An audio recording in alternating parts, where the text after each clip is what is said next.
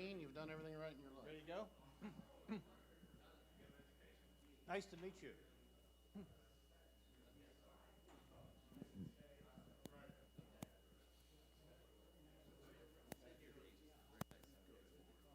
Oh, that's great. Good morning.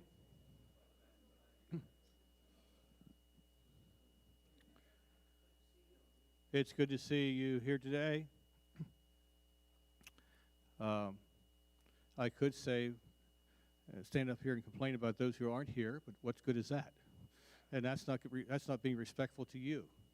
So thank you for being here today. We're going to have a good morning together, and we're grateful that we can share in this way. I'm Jonathan Yoder, the Executive Director of the Alliance of Mennonite Evangelical Congregations, and we're sponsoring this weekend. Yesterday, we had a great day with about 30 plus persons that work with faith-based ministries in this area. We had people from the Factory Ministries, from Real Life in Denver, from Cross Connection in New Holland. Jack Crowley was here from the Water Street Rescue Mission. We had people from the Lebanon Rescue Mission, a person from Solenko Family Services, and we all gathered together, and John resourced them. We met over to Factory and had a great morning together and lunch as well. And so this today is a continuation, and today it's more focused on the church, as churches, how we can invest and be involved, also learning a bit about what's happening in the world, what God is doing in the whole ministry of Citygate throughout our nation. It'll be time for questions, interaction, and John Ashmen is here, and you can ask him anything you'd like to ask him. He'll have that opportunity, and I'll be introducing him in just a moment. Let's pray. Lord God, thank you for this day, and thank you for this time to be together. We commit the morning to you. We are grateful for your grace to us through Christ and for the privilege of serving you. And we love you, Lord, and we again lift you up today in our hearts to you and pray you will guide as we share together. We pray in Jesus' name, amen. Also need to say we welcome those who've joined us by live stream. And I do know last weekend I was in Oklahoma, there for about half a week, and we have some AMEC churches there. And one of the, I stalled a pastor last Sunday at Enid Mennonite Church, at Grace Mennonite Church in Enid, Oklahoma. And I believe he's on this morning. Hi, Mike. And anybody else that's there live streaming, we're glad you're with us today as well. A few weeks ago, my wife attended Grace Point Church here in Paradise. We come here occasionally. I'm no longer in a pastoral role. I'm often out with AMEC, but at the same time, there's times I have some free Sundays. Susan has more free ones than I do. Our daughter and son-in-law and 3 grandchildren attend Grace Point. So we come to be able to see them and sit with them, and then Tim's sermon is kind of the second reason, all right, why we come. But we always enjoy hearing Tim and his presentation. So Susan came home. I wasn't here that Sunday. Susan came home and said, this is what Tim preached about today from Galatians. Galatians, he said, and there's 2 things that it talks about there. 2 passions we're to have. One is to share the gospel, and the other was to care for the poor. I said, I never saw anything about the poor in Galatians. I don't remember that at all from any of my studies. So I went and looked. I had to look for myself. And sure enough, you go to Galatians chapter 2, where Paul met with Peter and some of the other leaders, and they talked about the fact they blessed him to go to the uncircumcised, the Gentiles in their ministry. They would minister to the circumcised. And Paul had met with them, and then it says in verse 10, all they were concerned about was that I cared about the poor like they do. And he says that I care about the poor as they did. That's what they're concerned about as well. Not only the heart for the gospel, to go to the Gentiles, but they were concerned that I cared about the poor as they did. It's right there in verse 10 of chapter 2. Thank you, Tim, for pointing that out. I studied Galatians over the years. Never saw it there before. You know, we often think of ministry to poor as being from Jesus, which certainly is true and dynamic and important, but There it was right in the epistles. And so what we are doing today here, and what we're doing in terms of showing interest in working and ministering to those who are poor, disadvantaged, is nothing new. It goes back to the gospel. It goes back to the early church. We just simply want to carry it on, and today we want to be encouraged and renewed in our commitment, and also learn and open our hearts to what God would have for us today in this time. It's going to be very interactive. So what's happening is John Ashman's going to be sharing, and then Tim Rogers is going to be sharing a story of how their church has been involved in the community, and then John will come back on and speak some more and interact, and at the end, Adam Nagle I think is coming and going to be talking a little bit about just kind of wrapping it up from the perspective of the factory. Then we're going to have Chick-fil-A for lunch. Hope you can stay for lunch. We have plenty. You can even take some with you if you'd like. So we have plenty. John Ashman. I met John a long time ago. We were in college together at Philadelphia College of Bible. We entered together in the fall of 1970. That is a long time ago. And it's now Cairn University. And we're in the same age, in the same class, and became acquainted there. Over the years, we've stayed in touch. His wife, Judy, they live in Colorado Springs. There's 5 couples that we connected together the year, spent time together, and we've kind of related to each other also over the years. We're all married over 45 years to our first wife, and most of us went to college at PCB. Tonight we're having a reunion. We're having about 40, 50 people together just to reconnect with people that we went to college with, a lot of them here in this area. And it's been a privilege to know John over the years and to relate and share with him, and he's my friend. So this all came about. One day I was talking to Adam Nagle at Factory Ministries, visiting there, and talked about Citygate, and I talked about my friend John Ashman, about John Ashman. He says, "You know John Ashman?" I said, "Well, yes, I do know John Ashman. He's a friend of mine." "Oh, he'd read, he'd heard about him and read about him. He's great." I said, "Well, how would you like to have him here? How would you like to have interaction with him?" "Oh, that would be awesome." So that's what we did. And that's how we got this together. So John is an author. He's written a book on homelessness called Invisible Neighbors. And if you want to know anything about what's going on today in the world of Citygate Ministry and the ministries they represent and what's happening and how we can be involved, he will let us know. So please welcome my friend, John Ashman. We're glad to have you here today, John. Thanks. Up top here, does this work? And who's your friend in Oklahoma, in Enid? Mike. Hi, Mike. Hope you're doing well. Good to see you here. I know Jesse's here to see if I did any damage to his car. And also, I'm preaching in his church on Sunday, so he wants to come and check me out in case he has to pull the plug or something, and we'll see. But good to be with you. Thanks. A little bit about me. Yes, I did go to Philadelphia College of Bible. I grew up in South Jersey, even though I was born in Colorado. And if you've ever gone down to the ocean there, if you draw a straight line between Philadelphia and Atlantic City, I lived right in the middle, the little area called Hamilton. When I lived there, it was 87% Italian. And I was one of 7 kids in my class whose last name did not end in a vowel. And so that was my growing up years there. Did go to PCB and now Cairn University, and then but came back after that to that place. And my father had started a Christian camp there called Halawasa. If you've ever kind of seen the sun, you got some nods here. Halawasa comes from the syllable of the hymn, "Hallelujah, what a Savior." Halawasa. You kind of get it. We had Lake Hikamisi from "He Keeps Me Singing." Hikamisi. And he got all of that because he was the caretaker at a camp that gave him the impetus to build this in Colorado called Camp Idrahaji. I'd rather have Jesus, Idrahaji. It's a little language. We even built a ropes course through the trees and called it Try and Sue Me. But that couldn't find what hymn that was, but it just made sense.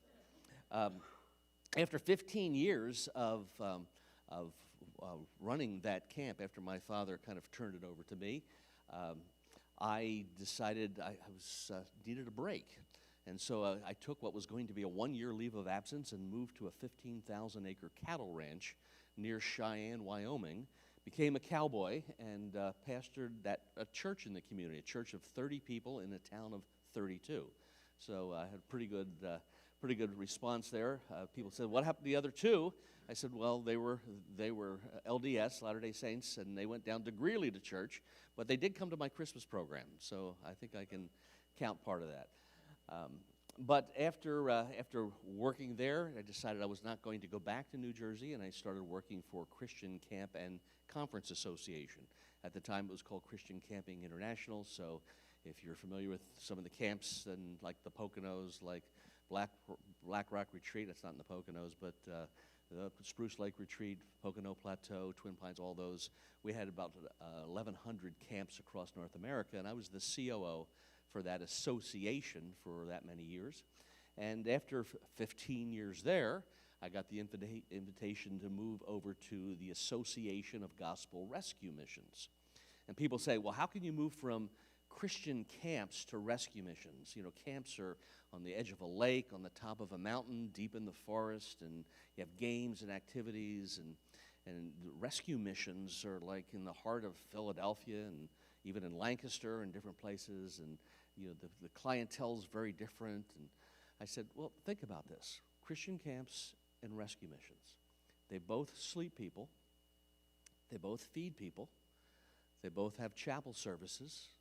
They both have education and training. If you're running a camp or a conference center or a rescue mission, you're doing HR, PR, buildings and grounds, construction, you're doing fundraising. The only difference is you go to a Christian camp or conference center because it's a fun resort. You go to a rescue mission because it's a last resort. It's all about the ministry of hospitality. And sometimes it's hard to put those things together. So I've been there for almost 14 and a half years. And I guess I've had 3 different careers. One as that Christian camp director for 15, the Association of Camps for 15, and now rescue missions going on 15. But it's really interesting as we go forward to see the changes that are out there. Citygate Network is the organization that I work for. I'll kind of give you just a little bit of a history about it, not because that's why we're here to learn about Citygate, but we'll kind of put it in perspective for you. But I spoke recently at the National Alliance to End Homelessness in Washington, D.C. And I told the folks down the street and then over to the National Archives, and then there's a museum out behind that. Reginald Marsh, who was an American artist, particularly during the Depression years, painted something called Smoke Hounds. 1934 is when that was painted. And if you kind of look, you can see my pointer way up there on the ceiling, but with TVs, once it hits the TV, you can't see it. If it was a screen, it'd be different. But if you look at the top, you can see there's a cross in that picture. And underneath of it, it says, All Night Mission, Bowery number 8. That's the Bowery Mission, the famous Bowery Mission in New York City. And what's even more interesting is that light is still on today, helping people who have been hungry, homeless, abused, and addicted that are on the streets. And I go to a lot of churches, and in most congregations, people say, I know Jesus said we're supposed to engage with the poor, but give me the key to get into this room. How do we do this? And as church denominations and independent churches, we really do understand that there's a lot of messages about the poor, and it seems in most places that the best we can do is feeding programs. We'll talk about that in a minute. Let's take pizza down to the park with a youth group, or let's go out and have lunches and things like that.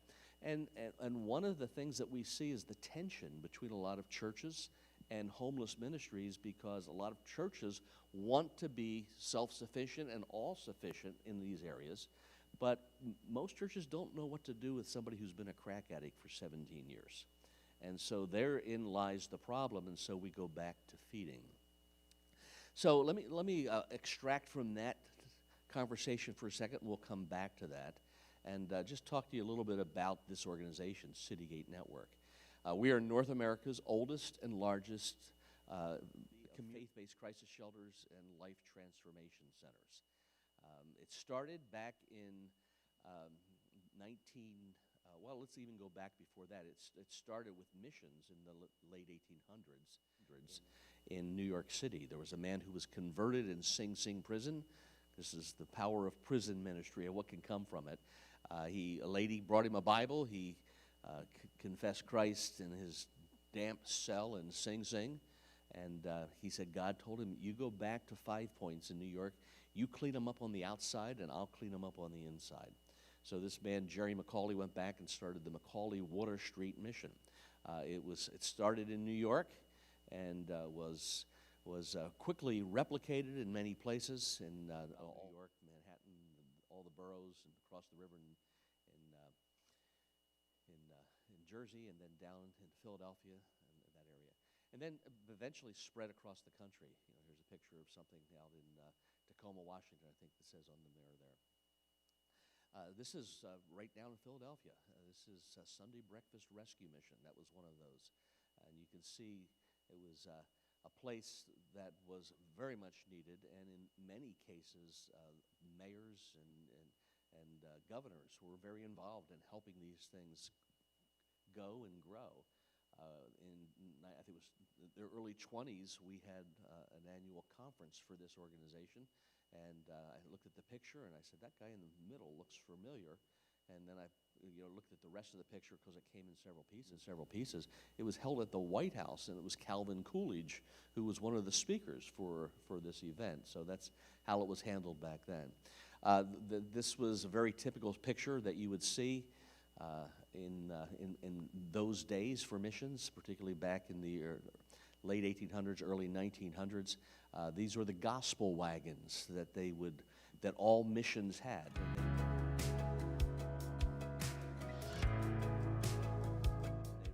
They would have some musicians. See a guy with a trumpet there, and there's others on the wagon, and they would drive these horse-drawn wagons through the worst part of the city between the bars and the brothels, and say, "Are you tired of living like this? Come on, climb on the wagon, come down to the mission." And they would help people onto the wagon, and they would go down to the mission. And my wife's grandfather actually rode one of these to a mission, and eventually ended up at a place in New Jersey called Keswick Colony of Mercy, if you know where America's Keswick is. And after years of abusing his family and abusing alcohol, he came back and lived in civility and sobriety for the rest of his life.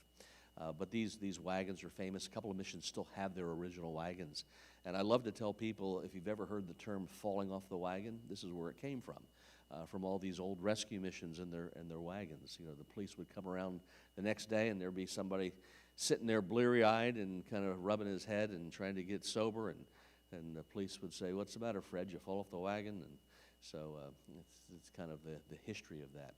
So this organization really started in 1906 because, you'd appreciate this with churches, most ministry for the poor was done with churches. In fact, in the 1800s, even into the late 1800s, ministries were done in churches. There were no parachurch ministries to speak of. If you wanted to send missionaries to China, a church would do that. If you wanted to help the poor, the churches would do that. If you wanted to do Bible teaching, special education, churches would do that. Interestingly, in the late 1800s, we started seeing progress in communications and progress in transportation, and denominations started to come to the rise. And denominations, even though we had them, denominations kind of elbowed their way to the front, let's say, and that's when some of the Bible colleges and seminaries would start, and that's when denominations would begin with their own curriculum. Denominations would have missionary sending agencies and things like that, and so it got a different perspective until we got to the post-World War II, when there's just this wide proliferation of all of these parachurch organizations. If you look at Colorado Springs, where I live, we have 153 faith-based organizations headquartered there. And so many of them started after World War II or around the time of the Korean War, And that's kind of what has done a lot of the work these days. And one of the things that has happened in all that is that churches have felt pushed back from the front line of ministry, because before it was, we need you to step forward, and particularly for the men. We need you to step forward and be part of what's going on, and men would be very much involved. When denominations started taking over, there was a little bit more opportunity, but still, somebody else is here. You know, the professionals are doing it now. And then when all of the parachurch ministries started to come about, then you had somebody who's, the career folks are doing it. And today, in most churches, when you look around, what is it for people to do, and particularly for the men when it comes to hospitality ministries? And why are they not involved? Because they've been kind of pushed back from the scene. And so now we have a whole group of millennials coming through that are looking at things very differently and saying, we don't really care about the denomination. We don't really care about the parachurch ministry. We're going to do this in our own way. And so that's why some of these parachurch ministries are struggling and trying to retool themselves for new generations. That's kind of the conversations we're having as we are in Colorado Springs. By the way, I used to pass my house and, leave my house and go to work, and I would pass NAV Press, Every Home for Christ, Athletes in Action, Global Mapping, Association of Christian Schools International, Focus on the Family, Christian Missionary Alliance, and 2 or 3 others, and then I'd be at my office. My wife would go the other way, and she would pass David C. Cook Publishing, Gospel Light, Integrity Music, Young Life, and Biblica. You can see up on the hill, Living Bibles, and those kind of things. Colorado Springs is one of those places where if you go in a restaurant and you don't see people pray before they eat, you stare. Usually it's the other way around. But Colorado Springs is a very conservative a town. But if you take all the people that work for all the Christian organizations, it's less than 3% of the city of Colorado Springs. Why is Colorado Springs so conservative? Because you have the U.S. Air Force Academy, you have NORAD, you have Falcon Air Force Base, you have Schriever Air Force Base, you have Fort Carson, and it seems like every Air Force colonel in the country retires to Colorado Springs, and there's nobody more conservative than a retired Air Force colonel. So anyway, so in 1906, where I was going with that is as denominations were starting to come to the forefront, there was no denomination to handle rescue missions. And a lot of pastors and churches were thinking, this is a renegade group, and they call themselves, so they're kind of quasi-church. They don't call themselves a denomination or a church. They call themselves a mission. Somebody needs to govern this. And so a lot of folks met together in the Christian Herald office. That was a magazine in New York City, and they put together this thing called the National Federation of Gospel Missions. Salvation Army was part of this. And then in 1913, there were some changes, and it became a little more formal and organized, and it became the International Union of Gospel Missions. And then in 2000, it became the Association of Gospel Rescue Missions. And then we changed all of this in 2018, just to really come up to date, because there's about 13 reasons why we changed the name. We published 7 of the reasons, and we are now Citygate Network, and it has been a wonderful branding change for us. You understand that in Bible times, the city gate was not just a doorway. It was an area within a city. You had an inner gate and an outer gate. It says that Abraham and Lot sat in the city gate. They didn't sit at the city gate. They didn't have a chair leaned up against the door. They were in the city gate, which was kind of a microcosm of the city. That's where commerce was held there. You could come into the city gate, and you could find water, clean water. You could buy bandages for your feet, buy new sandals, all those kinds of things. You could get your legal matters handled there. You could find out where the people in this city that are from your tribe or your tongue were living and get connected. So it was just the heartbeat of the city.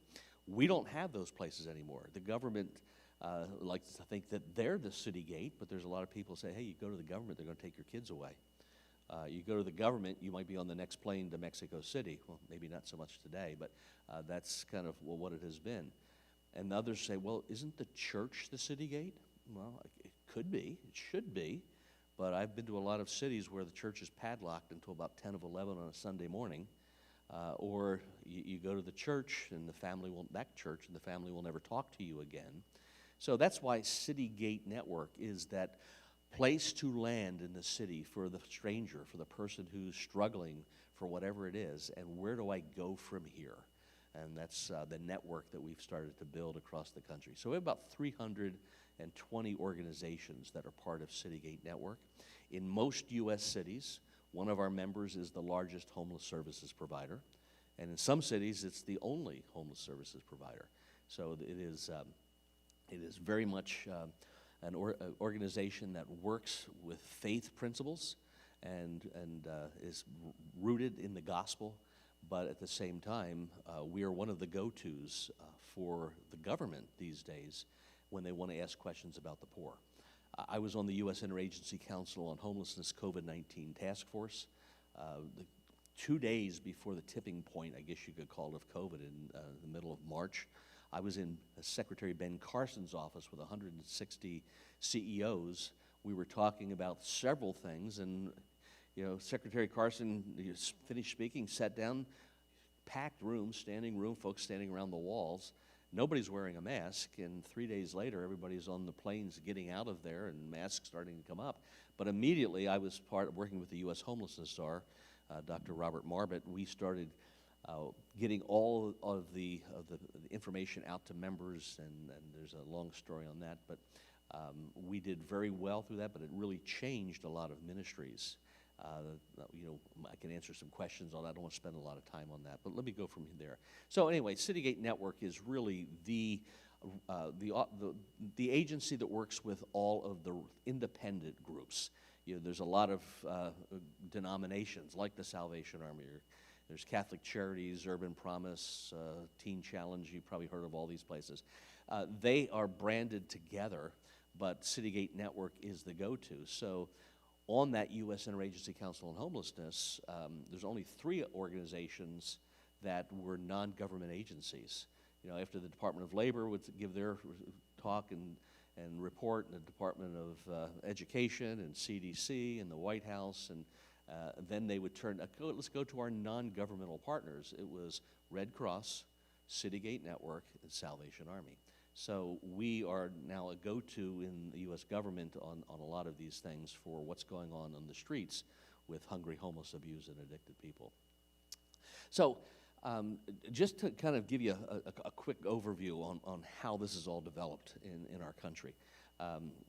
When Jerry McCauley was converted in Sing Sing and he went back to 5 Points, who is he working with? He was working with those, what we would call hooligans and ruffians, the people who were warring each other, usually immigrants and all the fighting that was going on. And that's who would end up going to these rescue missions and be converted. And then after that, you had what was the Roaring 20s. The culture is changing, and missions not only continued to take the hooligans and ruffians, but they also started taking the alcoholics, because beer was flowing freely, and whiskey, and in many of these places. And then after that came the Great Depression. And in the Great Depression, you ended up with people who would stand in line all day to see if they got chosen for a job, and then end up having to stand in line to see if they could get a meal, a bowl of soup and bread. So that's kind of where missions, that's locked in people's minds. Oh yeah, the rescue mission, 3 hots and a cot, soup, soap, and salvation, those kinds of things that were always plugged in there. But it didn't stop there. And then you had World War II and the Korean War, and you had all these GIs coming home and not understanding their condition, like post-traumatic stress disorder, but nobody really diagnosed it back then. And they ended up at missions. And then came the 1960s with all the hallucinogenic drugs and things that were causing people to end up on the streets again. They ended up in missions. And then in the 1970s, you had what we thought was a wonderful thing. We took the keys that went into all these what we called insane asylums and unchained people from the walls and said, if you take these psychotropic drugs, you can go home and live with your family. And about 30% did, and about 70% went onto the streets. So they ended up in missions, and city missions and rescue missions. And then you had the excesses of the 80s, and then you had all the immigration of the early 21st century, and you have economic ups and downs, great disparity. And that's why rescue missions continued to be full and overflowing on a regular basis. The government will tell you, when you ask how many people are homeless in America, well, they'll tell you many things, depending on which agency you ask. If you ask HUD, Housing and Urban Development, I can remember when they had 700,000 homeless they were admitting, and then it was down to 680,000, and then 570-some thousand, 530,000. But basically, what they do is change the definition of homeless from time to time, particularly as it gets closer to an election, and so the numbers change. You had people at HUD not long ago saying, yeah, we're down to 523,000 homeless people in America. And the folks over at the Department of Education would say, that's interesting. Tell me then why we have 2.1 million homeless children in our school system. And so that's kind of a disparity there that really is not easily rectified. So we end up then going with what's going on in the streets today. Hungry, homeless, abused, addicted. We see it place after place after place. You don't see it here that much, but if you were to go with me, and particularly on the West Coast, Seattle, Portland, San Francisco, Fresno, LA, San Francisco, it's all, every place you can see. I'm going to kind of end with this portion with a couple of slides here. There are basically four ways that we as Christians are called to do something to make a difference, to move people from what we call here human suffering to human flourishing. The first way we do this, and it's not just Christians who do this, the world does this too, the government helps with this, but Christians kind of take the lead with this. And the first one is humanitarian aid. That's where World Vision and Compassion and Doctors Without Borders and all these people come in. That's where you fly in with the big C-5 planes and drop off the bags of rice and drill wells and take doctors and nurses for a localized pandemic. And when that's over, you leave. The next way is disaster relief. Disaster relief is when you're floating down the roof, on the roof of your car through the bayou or the river or whatever it is, and you need rescuing. The National Guard comes and drops you off in a gymnasium where you have maybe the Salvation Army or the Red Cross there with blankets and cots and food, and that continues. And then you have Habitat for Humanity come in and kind of help you get rebuilt. And that is the second way. The third way is community development. Community development, there's even an association for it, Christian Community Development Association. That's where I'm 27, my spouse is 24. We have a 2-year-old and one on the way, and we're going to move into Camden, New Jersey, or East St. Louis, or maybe Compton, California, and you are going to work there diligently and rebuild the parks, rebuild some economic, some cottage industries and whatever, work little by little. This is like Shane Claiborne, if you've read his book or things like that. The last way we try to move people from human suffering to human flourishing is life transformation. And that's what rescue missions do. So in rescue missions, we've kind of coined 8 S words to say, how do we do this? And the first word is saved. And right away, all the conservative churches that I speak at say, oh, that's wonderful. That's the chapel service, which missions have been known for, but unfortunately, this is what most people think of when they think of a rescue mission. There's 50 hungover drunks in a room who haven't eaten in 2 days. They can smell the meatloaf cooking next door, but they can't have any until they're reminded one more time they're going to hell. I'm the person who came into this after 100 years, literally, and saying, if that's who we are as Christians, we're the most pathetic people out there.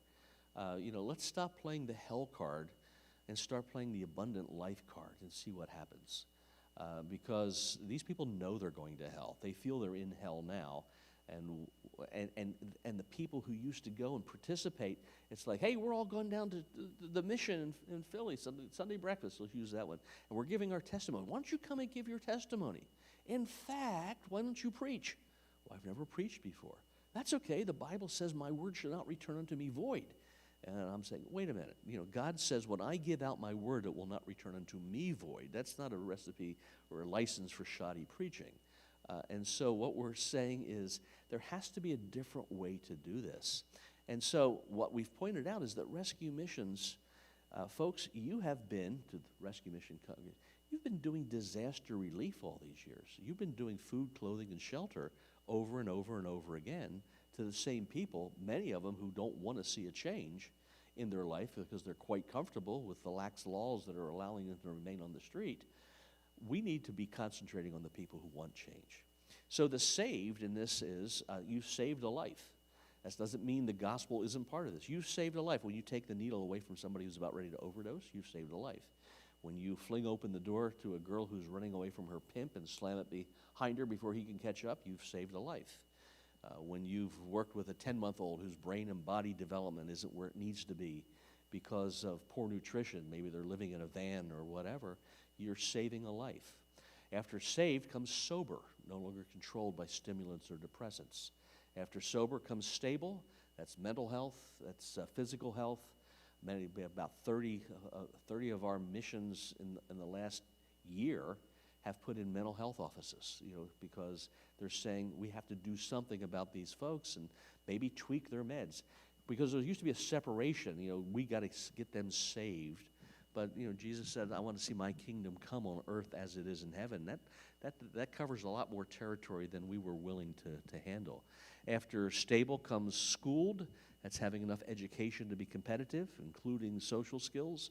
And then comes skilled. That means helping people find not just jobs, but careers, and give them the dignity and self-esteem to keep moving up.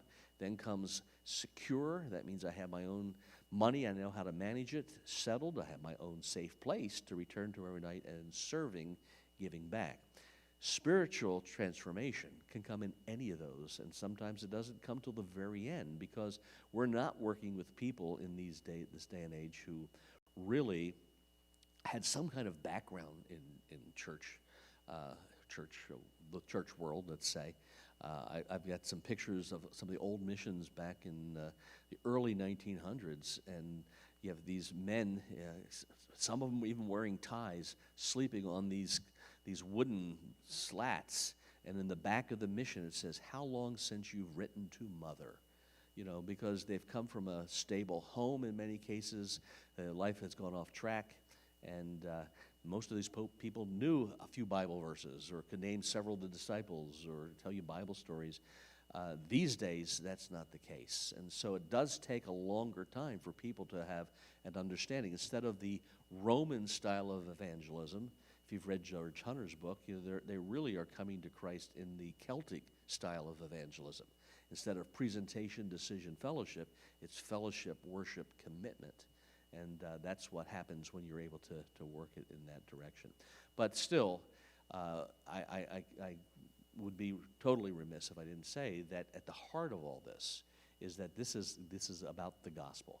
Because as it says in 2 Corinthians 5:17, here written in the Message, we don't evaluate people from what they have and how they look on the outside. We look at the inside and know that anyone united with Christ has a fresh start. And so that's what goes on in these missions across North America. So that was just kind of an update of what's going on, and I'm going to turn the mic over to Tim, I guess, to John, I guess. And then I'll come back and we'll be available some questions about what's really going on or how do we get our church to really do something in this area that's significant. Thank you, John, for giving us a great overview and understanding. And so we're going to transition now. And Tim Rogers is going to come and share a story of what has taken place in reaching out in the community, connecting here through Grace Point Church of Paradise. And I'm looking forward to hearing the story. I know about it, but I've never heard it from Tim. So Tim, welcome aboard. And it's great to have you here this morning. Tim Rogers, lead pastor here at Grace Point Church of Paradise, and a great friend. Thanks, Jonathan. It's home court advantage, John. That's what that is. Yes. We'll let you rent this stool later if you want it, John. Hey, great to be with you guys. Thank you. And I guess, is it Mike in Oklahoma? Is that the right name? All right. Nice to see you, Mike. I hope you're still there. And I guess, Jonathan, since you've never heard the story, then I can tell any story I want, and, who knows whether it's actually happened or not. Well, my goal here for the next few minutes is just to share a little bit from, I've been here at Grace Point for almost 19 years, believe it or not. And in that time, we've gone through, a bit of changes along the way, which one would expect for that amount of time, of course. And I just want to share part of our journey. And I think, Jonathan, at the back end of the story, do a little Q&A. Is that what you were thinking? Okay. And we have the capacity to do that here in this space, so I will look forward to that. So I'll share a little bit and then be glad to chat. It was actually several years ago, I got a call from a local pastor, Keith Rohr, down at Keystone Church right down the road. He said, he started this way. He's like, "Tim, you're famous." And I'm like, "Oh, no." Like, I've been around long enough to know you don't want to be famous for what Keith is calling you for. That means I've done something wrong, right? Or something bad is about to happen. Like, I don't want to be famous like that. And what he meant was he picked up a copy of Ed Stetzer's book, Christians in the Age of Outrage, a number of years ago when Ed wrote that. And what I didn't know, to be honest, at the time, is that Ed started that book with the story of what happened here at Grace Point Church and in this community relative to the partnership that we've been able to formulate with our school and the church. And so what we were able to do is hire an individual on the payroll at this church and have her function as basically a public school employee to help meet an educational and community need that otherwise was going to go unmet. And so as Ed was writing his book, Christians in the Age of Outrage, he wanted to start with that, evidently to say, listen, there's a third way. Rather than getting angry at everybody or kind of coalescing to whatever, perhaps there's another way. And so he used that story. I didn't know he used that story, to be honest. He didn't ask me, which is fine. I yelled at him later for that. But what I wanted to do is start with that and then back up to ask the question of how did we get there to that point? Like, what moved us into that space and why that for church? And I will say, again, because I've been around long enough, I've been through a couple of moments of pain in the life of this church. One, right now, if you're in church leadership now, I'm with you in terms of the difficulty of the past year and a half or 2 years. It has been, I will call it a trauma for many people, both in our pews or chairs and in your roles in leadership. I don't know of a better word than that right now. It's been hard. So we've been through that collectively, and we are right now. But for us at Grace Point, about 13, 14 years ago, we went through a church split, and it was very difficult for me to lead through that. I didn't know what in the world I was doing. I actually resigned toward the end of that and was invited to reconsider, which was hard to do, but I did, and came back here to serve. And on the back end of that, when we lost about 20%, 25% of the people then, and I was very young then, and I'm still young now, of course, right? But I didn't know what to do nor how to lead myself through that, and the pain was real. And for about a year, I would say as a church, we felt like, the best image I can come up with is we felt like a boxer in the ring who thought the round was over, but let his guard down about a second too early, and the other guy gave him a good left hook and legally got him, but you're just kind of stunned a little bit, but you haven't fallen down yet. But that was stunning, and that was not expected, and that was hard. And after about a year and a half, we realized, we're not dead yet, and the church isn't gone yet. Even though some would say the church hit its lowest point in modern history, it isn't dead yet. And so if we're not on the mat yet, we're still at what is it that God would want us to do with the life that we still have here.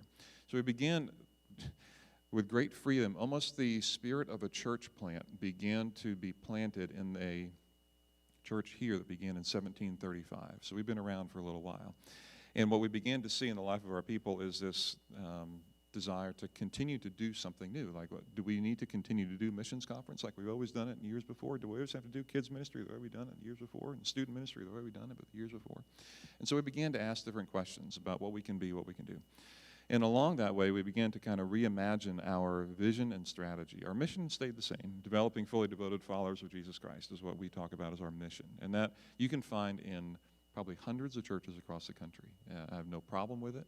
I think it's a great focus for a church.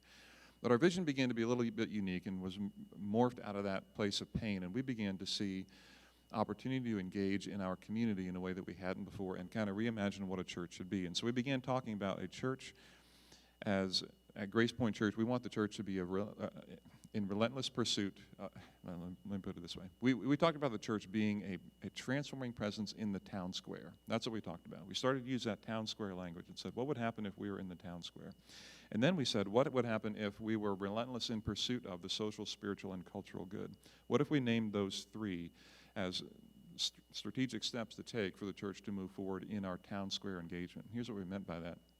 Socially, we meant how people connect to people. How are marriages functioning? How are families functioning? How are people relating to people in our community? Spiritually, how are people connecting to God? And if we felt like we couldn't do that as a church, we're doing the wrong thing. But then culturally, also how people connected to the systems around them that create the culture in which they live. The educational system, the housing system, the transportation system, the economic system, things like that. Feeling like, as we study the scriptures and engage in our community, that a church, we felt compelled to be involved in all three of those areas and just to name them for what they are, to be engaged socially, spiritually, and culturally in our space. I'm a Lancaster Bible College grad and a Dallas Seminary grad, so what we fought at times is also some critiques on the right and critiques on the left. And what we learned later is that what we're trying to do is balance the plane a little bit. To your point earlier, Jonathan, the message I preached on Galatians, that we think the church is both about the gospel, but also about caring for the poor, and also about not just the handout, but the question is, why do kids need backpacks in the first place, if you will? Why do we need we don't want to just do the program for backpack support, but why does that need even exist? I don't want to hand down to the next generation a program of backpack support for the weekend. I want to know, why is it even happening, and how can the next generation not have to do the same things that we're doing because we've resolved or worked toward the underlying issues of what's creating the context of poverty in our space. So we began talking about social, spiritual, and cultural good, and got a little bit of pushback on either side, if I'm honest about that. On the one side, people are saying you're becoming liberal, this is a slippery slope, you're giving up the gospel, which is a pushback to when you get into that social and cultural space, which I understand. On the other hand, people are saying you're too gospel-oriented, you have to bring Christ into everything, and so we're getting pushback on that side as well. And that tension, we realize, is part of that push into that space. But if you don't have both wings on the airplane, in our view, then obviously that's going to be a problem, and you know that won't end well. So as we began to process through that, I began sitting in my office thinking, I don't know that from where I sit, and the amount of time in my life that I spend focused on the machine of making Sundays work. And if you're in church leadership, you understand what I'm saying. Every Sunday comes around with alarming regularity, right? And constant need for care and support for various programs and all that. And if you're a preaching pastor or you're involved in speaking, that is an ongoing burden. I understand that. At the same time, I thought, this is great that I'm doing this, but I am very disconnected from what's happening in our local community. I don't know what our local leaders wake up, and I put it this way, I don't know why they wake up or what keeps them up. I don't know why they wake up in the morning, what's their passion, and I don't know what they're worried about, what keeps them up at night. I just simply don't know. I have an impression of it, but I don't really know, because you know what? I haven't talked to them. I haven't left my office very well with intentionality over the years. But I've been trying to deliver great sermons, been trying to lead a great internal organization here, been trying to lead kids and student and staff well and all that. So I began to think, the call to love our neighbor isn't just personal, but also organizational. And what would it look like if a church loves our neighbor organizationally? To which then I began to say, I need to spend a little more time. I intentionally gave up a little bit of sermon prep time, all right? Now, my Dallas Seminary profs might have a little bit of a conniption if they heard that, but I said, I'm gonna take a few hours of that and back off. Not that I don't believe in preaching nor the power of that, but I'm gonna back off from that a little bit. I'm gonna spend some of those hours in meeting with some of our local leaders. So I went down and I had a chance to sit with the former director of the factory ministries. You guys were at the factory yesterday. And also then met with our school superintendent. We sat down and had lunch at a restaurant that's no longer there, and I said to Eric, who was the superintendent, I said, Eric, if we could give you $25,000 and 4,000 man hours, what can you do this summer that right now you don't think you can do? I didn't have either one of them, but Eric didn't know that, but I felt like, as you know, your leaders, that money flows from vision, right? Resources flow from vision. So if we can clarify in some way, here's what our local leaders would love to do if they were free, if their resources, human or financial, were limitless. These are some things that they could do. And I felt like if we can sit with our local leaders, and I asked the same question to our township leader, and I went and I talked to some of our church leaders as well, and we talked with a number of people, and these questions began to come. If I could resource you with this, what would you do? And the net result, Eric said to me, I don't know. He said, that's a great question. And what he said to me was, well, to be honest, I need help with summer school. I just need to, it's a one-star program. We got kids who are failing, and it's just not working right now. And I'm like, okay, what do you need? And he explained what he needed. It turned out that we ended up helping with summer school that first year. And what we could end up helping with, turned out all that we could help with was food. And so we paid, of my $25,000 offer, we spent $900 that year to partner with the school in giving them lunches. And what that allowed them to do is move them from 4 to 3 days of summer school and involve the kids in staying afterwards, because they went for an education piece early, then they got a hot lunch instead of going home to Cheetos in the pantry. They hung out afterwards, and then here's what the school said after 2 years of doing this. They said, would you introduce character development time for the next hour and a half to keep these kids longer? I'm like, we'd be glad to. But then I asked them, well, what can we teach there? Like, I mean, you're asking a church to do some character development of public school kids, so what can we do? I mean, let's be clear about this so we're not stepping on your toes. I'm not interested in the bait and switch. So what is it? And their CFO said to me, he said, well, here's the deal, Tim. You can teach them whatever you want. I'm like, what do you mean whatever I want? He said, whatever you want. I said, but hey, we're going to, what if we present Christ to them? What can we do? He said, listen, you teach them whatever you want, but here's the deal. They are not required to stay for this. They're going to be here for the lunch, but they can go. But he said, I'm not going to provide busing until after you're done. And his point was, listen, like, these kids, I want them to have exposure to the kinds of people that you guys are, whoever in the world you all are. We want kids to have positive experience with people like this. So we worked with the school, just starting in that small level, and then we worked with the township, went to the township, and we started talking about park beautification and things like that. And so over the years, we did little things, just kind of the very next thing right in front of us. So as we began working in that level, it was probably 3-4 years, and then we took a trip out to Portland, Oregon. Reason for that is Kevin Palau runs an organization called City Serve out there, which is now Gospel. What is that now? Do you know, John? Used to be City Serve, but it's now Gospel City. Does anybody know? You know what I'm talking about? Kevin Palau's ministry. I know, right? Anyhow, this isn't a terribly important detail, but anyhow, Kevin Palau has this ministry. But what he does is he helps network faith-based and non-faith-based folks together. And in Portland, Oregon, they were the first organization to partner with an openly gay mayor of Portland with churches. And he wrote a book called Unlikely. And so we took about 5-6 people from our area over here and went out and took a field trip to Portland, including school officials, United Way leadership, and the factory ministries and churches went to Portland to learn together about how to do this kind of work. When we were walking down the streets in Portland, Oregon, went down to Roosevelt High School. And as I was walking down the street with Rich Eby, the assistant superintendent of Pequot Valley, I said, Rich, we've been doing this work with you for a little while now, partnering intentionally with you. How can we help now? That was the question we kept asking. How can we help? How can we help? How can we help now? And when I asked him this, how can we help now? I said, you know what we need? We could really use an individual to work in our as a birth to 5 literacy liaison, because our kids are entering kindergarten not ready to learn. And when they enter kindergarten not ready to learn, the data is pointing them in a wrong direction. Their airplane is taking off, if you will, 1 degree or 2 degree off course. But he said, my problem is I can't fund it because taxpayer dollars won't pay for preschool education. And so there's a community need, but we can't address it. Is there any way you can help with that? Well, now we're talking about more than summer school, right? And so to which then I come back, and there was a young lady here named Katie Byler who had already talked with us about, she said, if there's any way that I can be involved in this community, and she's a public school teacher, let me know. And so we began to connect Katie with the school, and we kind of said, what would it look like? Like, is it possible for a church to pay for an employee who could work for the church, for the school, or is that going to be, a problem with church and state separation? To which Eric, the superintendent, took it before his board, the school board, and because the school board knew that we've been working with them for about 5 years at this point, they said, we trust them, it'll work. So we sat down at a Panera Bread with Rich and Katie and myself, And we just asked some clear questions. What are the lines here that we can honor? What is the work that needs to be done? And so as a church, we were going to hire an associate pastor. We put that on hold because we felt like this is a space where we wanted to go. And one might wonder, why would a church put an associate pastor hire on hold to hire a birth to 5 literacy liaison to give to a school? And part of the reason is this.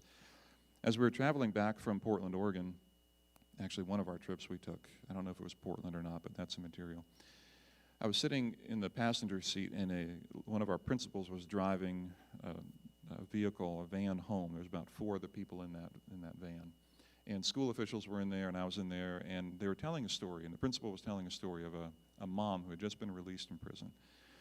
And she said she faced a difficult dilemma because she's coming home from prison. Her license is suspended for 2 years, but she has to pay rent, and if she doesn't pay rent, then obviously she's going to be evicted with her kid.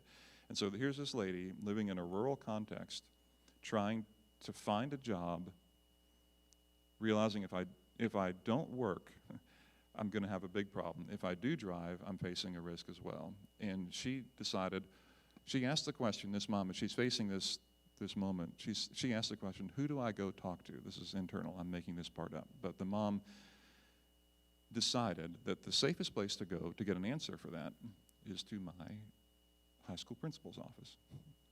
She didn't think about coming to a church, because why would she? She went to the people that she knew. To which then it prompted me to think, so I asked this lady, I said, well, how often do you get people like that searching for that kind of advice and that kind of tension into your office? She said, like 2 to 4 times a week. And I'm sitting there thinking, I get that as a pastor 2 to 4 times a decade. That's what I get. I mean, I can't remember the last time someone from our community who's really wrestling with the tension of, should I get in the car and drive and risk going back to prison so I can go to work and support my family, or should I not and risk getting evicted? Well, why don't I go talk to a pastor about that? As I sat there, I'm like, you know what? Where are the people with the greatest needs most comfortable going and talking? And what we were finding here, at least, is it was in our public school system. And so this is why we decided, you know what, we're going to hire for this space so that we can go intentionally into our kind of town square, if you will. We can go into our community and not just throw our doors open and say, y'all are welcome to come, but what if we go and begin to develop an intentionality of rapport with our community members without an agenda, without Katie, in this case, going along with a business card and saying, also, can you please come to church on Sunday morning? We're here actually to help your kid learn and to help you learn how to teach them and raise them and educate them as a parent. So this was some of behind what we were doing. We presented this to the church body, and we actually got 100% approval on this one, which is kind of exciting because, in a church, that's not always the case. And it was, I would say, a seminal moment for us because we committed $70,000 to that role, and that was beyond the budget that we even presented. And so for people to sit there and say, yep, I'm in, I understand why, and here's where we're going, it became one of those things post the trauma of the church split a long time ago that kind of set us going forward saying, listen, God isn't done yet, and this work that needs to be done is something that can be done in an amazing way. So that story of a church hiring an individual to work for the school was picked up by Lancaster newspapers and then picked up by the Associated Press and then went national, which is where Ed Stetzer picked it up and put it in his book, again, not asking me for permission. So I'm in the process of suing Ed Stetzer for the rights to that story and hoping that we get some more support from that. No, I'm not at all. But what we have been able to do underneath that, and then I'm going to stop talking and invite any response here that we can have, is the conversations we've created with the township leaders, with our education leaders, have also extended to our organizations that support homelessness in our community, also support our medical communities, support our mental health and social service engagement. So we've been able to create what we call, and I was sharing this with you earlier, Benji, right? What we call the Together Initiative Network now, which is the Together Initiative Network it's not a 501c3, it doesn't exist as anything, but it is it's space, it's a network, kind of a third space between all of our organizations in which we can come together for discussion on common good matters with some strategy, with some clarity, so that when I come to this table and I'm sitting with the school leaders, I'm sitting with Penn Med LGH, our county-wide leaders in medical support, when I'm sitting with Community Services Group providing mental health help, when I'm sitting with township leaders providing organization there, the state police are part of this. We have probably 30 or 40 more active organizations involved in the network. It's a virtual town square now. It's the only place I know of in our community where our community leaders come on a regular basis to sit and talk about how can we address not just that we have poverty, but what are the systemic issues underneath that that we can address so that we can actually reduce this in an intentional way, trying to build a system with some clarity so that people can plug in ways that make sense and move us toward something. So right now, when we hired Katie, our goal was we had about 46 3- and 4-year-olds on a waiting list for preschool education. What I didn't know as a pastor is it cost about $100,000 to start one preschool, believe it or not, which I didn't have sitting around my pocket. We now, 5 years into this, have seen all of those children in our community come off that waiting list. So every kid, 3- and 4-year-old in our community now, 5 years in, has access to a high-quality preschool education because the work of Katie has mushroomed. There's now 3 Katies. And there are several organizations working now together for the common good in that space. Our next aim is going to be, and we're working on that now, is increasing our 3rd grade reading proficiency level in our community from 62% where it currently sits to 90% in 5 years.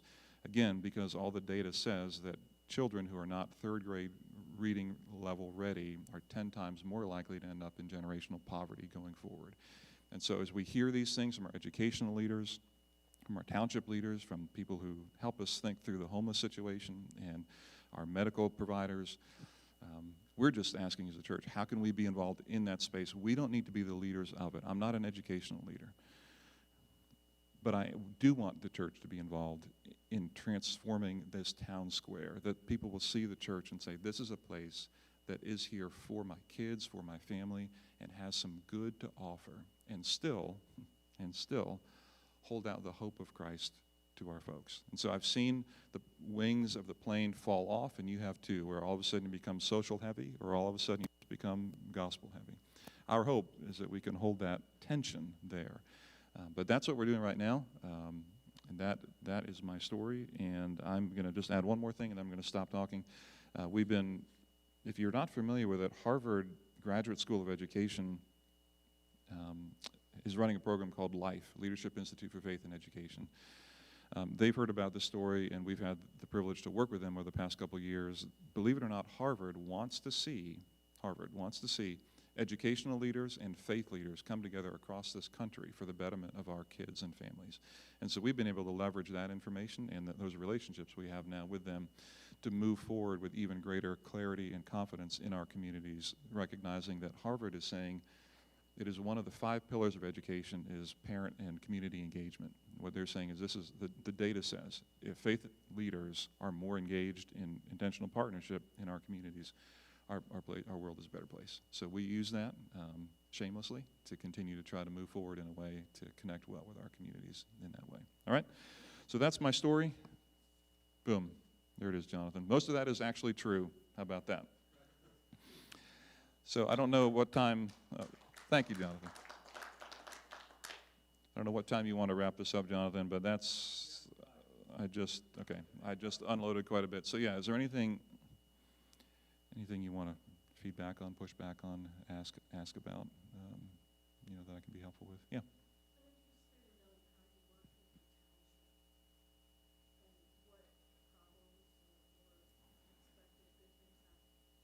Yeah. Yeah, with the township. The township was both, I guess I'll use relief and development to those terms. It was both of those, meaning it was relief in that there were some things that just needed to be done immediately, such as road cleanup. We had sewer grates that were blocking up. There was beautification of the park that needed done. From the jump, our township leader said, listen, we need a new roof on the Girl Scout building. I'll be honest, as a pastor, I didn't care about your Girl Scout building, right? Like how many times did I sit in my office just pining for a better roof on the Girl Scout building? Like I didn't even know you had a Girl Scout building, if I'm honest. To which then I'm like, well, I'm not sure that's really loving my neighbor well, not to know that that is a major concern. with that roof on the Girl Scout building, we learned from Dennis, who was at the Paradise Township. He's like, it's going to cost $8,000 to do it. We don't have it. I'm like, okay, that's cool.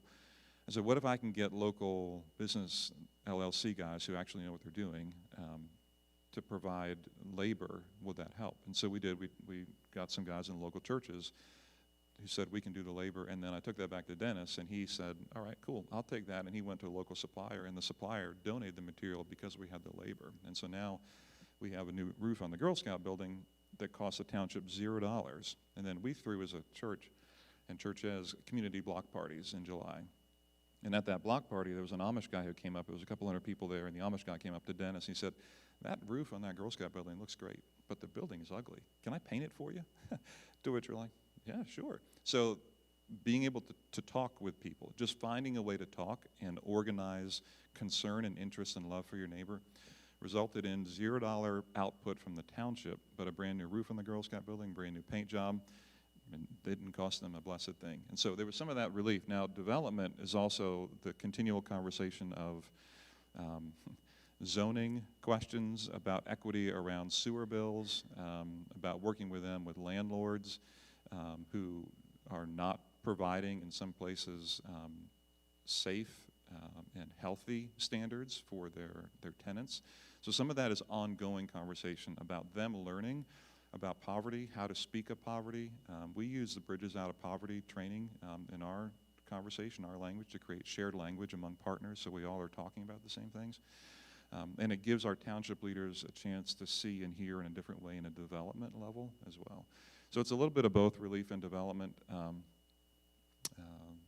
from equity and housing to things like sewer bills and all that. I don't know if that answers your question or not. And they're at the table, too, when it comes to third grade reading level, for example. So they're sitting there thinking, they're like, we had no idea. Like, they simply didn't know. And now they're saying, well, we can contribute to that. We can contribute financially. And so we're making it easy for them to contribute X number of dollars to support the resources needed to make third grade reading level go forward. So they can then celebrate that as a win in their township meetings. So it's not just we're here to enforce the sewer bill, and we're not here just to enforce this zoning piece, but also, hey, this is what the township is also doing. We're a part of this process too. Absolutely, yeah. So the Together Initiative Network, again, doesn't exist as a thing. It's not a 501c3, doesn't hold any legal or financial responsibility, but it is a network of people and organizations working together for the common good. The executive team of that meets monthly, but then there's a quarterly reporting meeting that's actually happening next Wednesday morning at 8 o'clock. And that usually has 30, 40, 50-ish people from different sectors who come together. That's a public event open to whoever to hear what some of our initiatives are as a collective, but then also to feed in and to share. And I was mentioning to Benji earlier, in those meetings we ask people to share a win or a challenge. The point is to quickly get after what is it something that you're excited about that's driving your organization, but what is it that you're facing that you think you can't handle? Hoping that if you're sitting there hearing that Jonathan over here in the township has a struggle that maybe now maybe now you can participate and connect with him in some way. So we're trying to expedite conversation and expedite collaboration in those environments. And it's messy. Yeah, Jesse.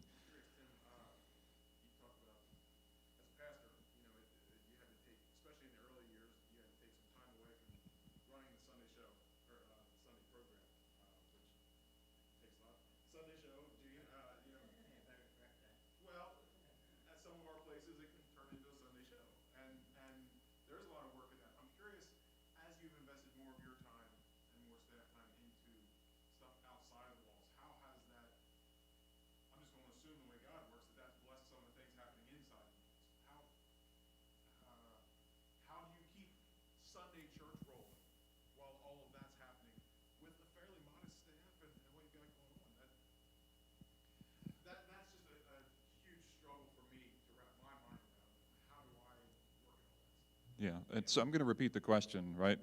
Yeah, I did not repeat Benji's question first, and I'm just remembering I'm failing an administrative task here. Yeah, no, that's great. Jesse asked the question basically, how do you balance time with the Sunday morning demands of the routineness of what I do? Okay, so in-house and out-of-house, how do you balance some of those demands in that? And constant struggle, I'll say. But there are a couple things that we do. One, I'm very clear with the elder team. They've also given, because they've seen the wins of this along the way and the value of this in our community, they have intentionally given me greater freedom to move outside of GPC and to hire. So like Greg is hanging out back there in the sound booth. Greg was hired. It was a reach for us to do an additional full-time staff hire, but one of the reasons for that was to support some of the administrative, executive functions that should be done in here, some of the systems that we need to build of communication and of understanding how committees work with one another, where power is really located, all that, helping with adult discipleship, helping with worship, those things that you can't do it all, right? I mean, just you choose, you know, what is it Stanley said, choosing to cheat. You know, you're going to cheat something and choose whatever you want to cheat. So it's been, like any good thing, you learn where your limits are by blowing past them, right? And so there are times when I feel like I don't think I've given enough here, and then times like, I don't think I've given enough here. So it has been, I'm trying to think, I don't have, people have asked me, well, how much time do you give to the Together Initiative Network? How much time do you actually, is it a 5-hour-week thing? Is it a 15-hour-week thing? It becomes very difficult for me to know how to measure that, because it's to the point now where when I meet with folks individually even, there are times, that not many times, where we end up having spiritual conversations at a lunch situation. So now what am I doing? Am I functioning in a pastoral role, or is this an outreach role? I can't divide the time that cleanly. But what we've done is supported any work that we felt like has been diminished, or I feel like I can't give the quality to. We talk about that and decide, is that a volunteer piece that needs to be stepped in, or in this role, we've hired more for here because we understand that I'm out weekly for multiple hours a week in some of these meetings on a regular basis. But it's an ebb and flow. I don't know how to nail that down any more than the ongoing nature of conversation to see, am I providing enough leadership here, and then also are we providing enough there, and that's a mess of up and down. I don't know if that answers your question or not. Yeah. So you mentioned bridges out of poverty. Yeah. And I would highly recommend that pastors, church staff, people in your church, your missions committee, participate in bridges training. It's about 3 hours, and it really helps you to understand all the reasons for poverty. It's not just, I don't have enough money. There are many reasons for poverty, and it was really eye-opening for me. And I think if you have the opportunity to get bridges out of poverty training, it's definitely worth it. Yeah. What's your name? Steve Dowtray. Sorry. Steve. That's I'm right. with Jesse down Waterway. Oh, super. Okay. So thanks, Steve. And a little thing, Southern Chester County kind of took your model. Constellation Network? Yes. Yeah. And we actually changed it to Southern Chester County Opportunity Network. Okay. SCON is our title. And That's cool. Waterway has allowed me to be part of the planning team at SCON. And Oh. we did the same thing. We had monthly planning team meetings, quarterly community meetings, and we have settled on 4 areas that we needed to work on to help people bridge poverty and to be self-sufficient. So That's cool. pretty exciting. Yeah, that is exciting. Thanks for sharing that, Steve. So the sharing was, if you have the opportunity to have bridges training, go for it, was the thumbs up for that. That's really good. I'm also a certified trainer with bridges, and we've provided some of those opportunities for our people here.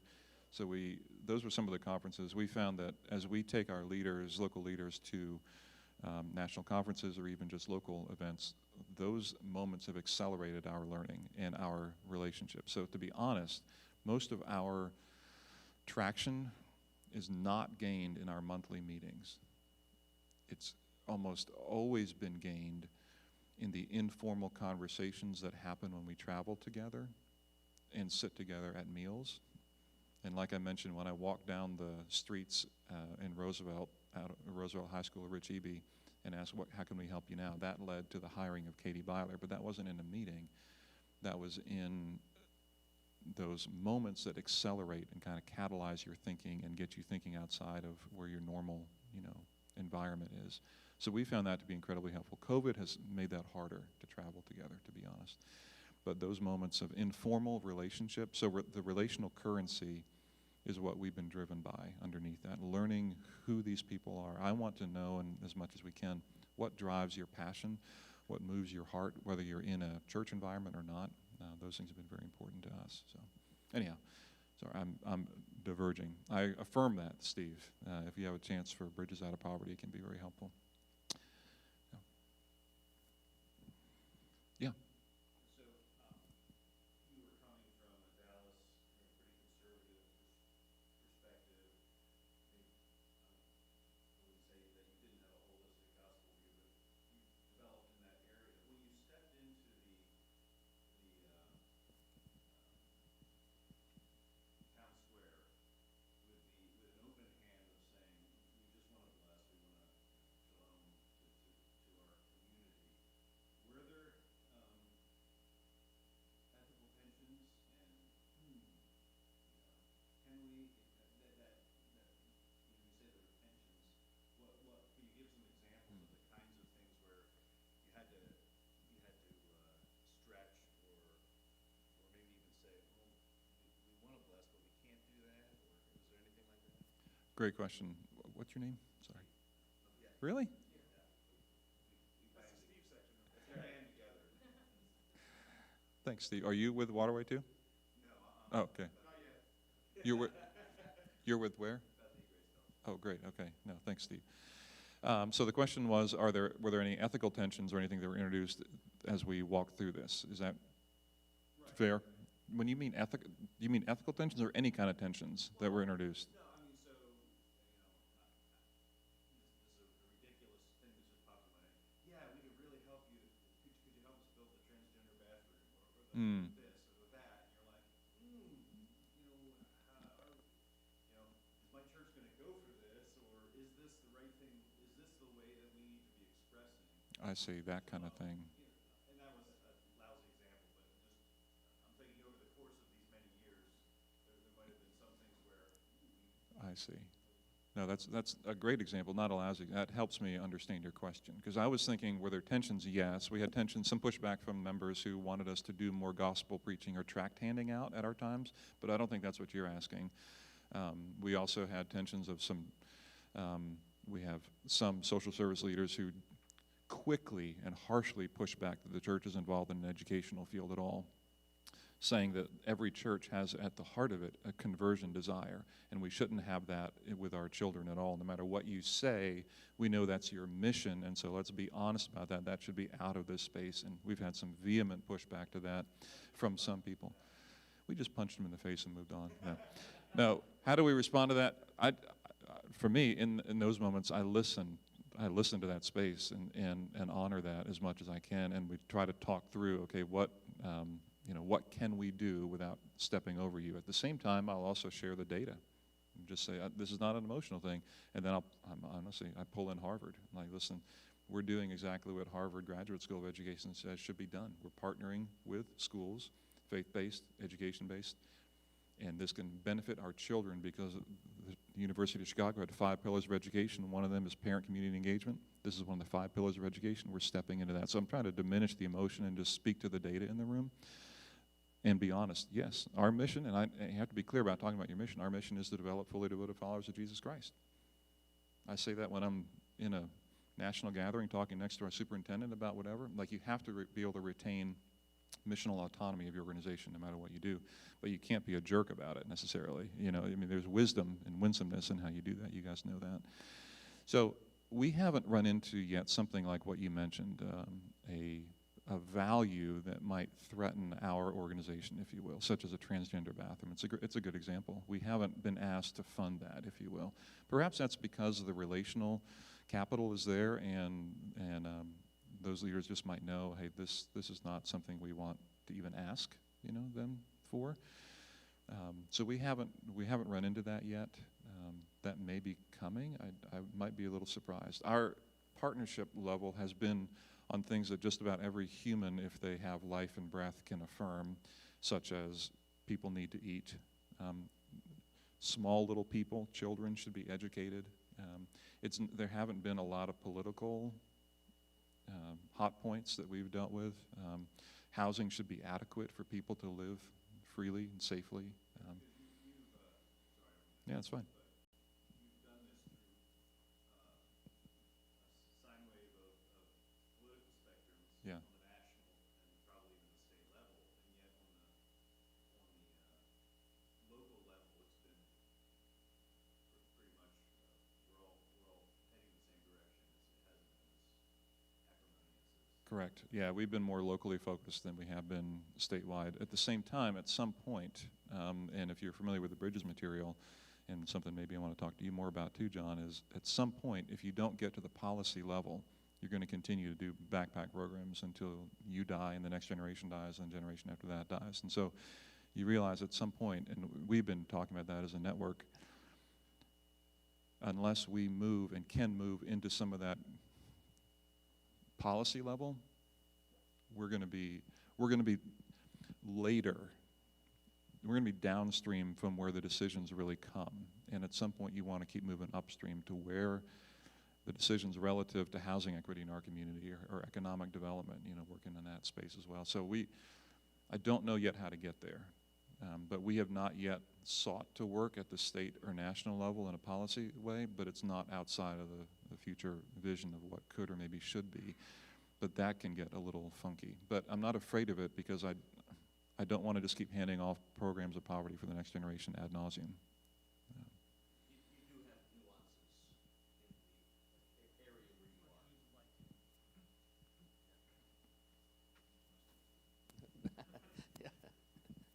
You do have nuances in the area where you are. You do have nuances in the area where you are. Lancaster County is going to be pretty gentle in some of that. I was in Evansville, Indiana. I was in Evansville, Indiana the last week, and they're in a similar situation. They've got a lot of flexibility in that area, but some of what we're talking about here on any of the West Coast, you'd have all kinds of pushback on something like that. And you'd think it would be coming from those who are diametrically opposed to your theology, but in most of those cases, it's people who you think are in your fold, and they're the ones because of outside pressure. So that's one of the tough things we're thinking about. Listening to you talk, it's just kind of a conversation I had at Jonathan's house last night with another social work major. Cairn University has decided to dump their social work major. That made some news in a small pond. But one of the things that I suggested going forward was they're still very popular for their pastoral major.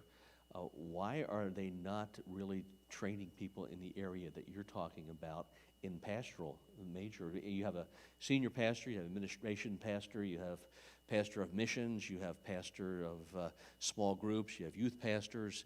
Where is the pastor of urban development and poverty reduction? That is not a role that most churches have.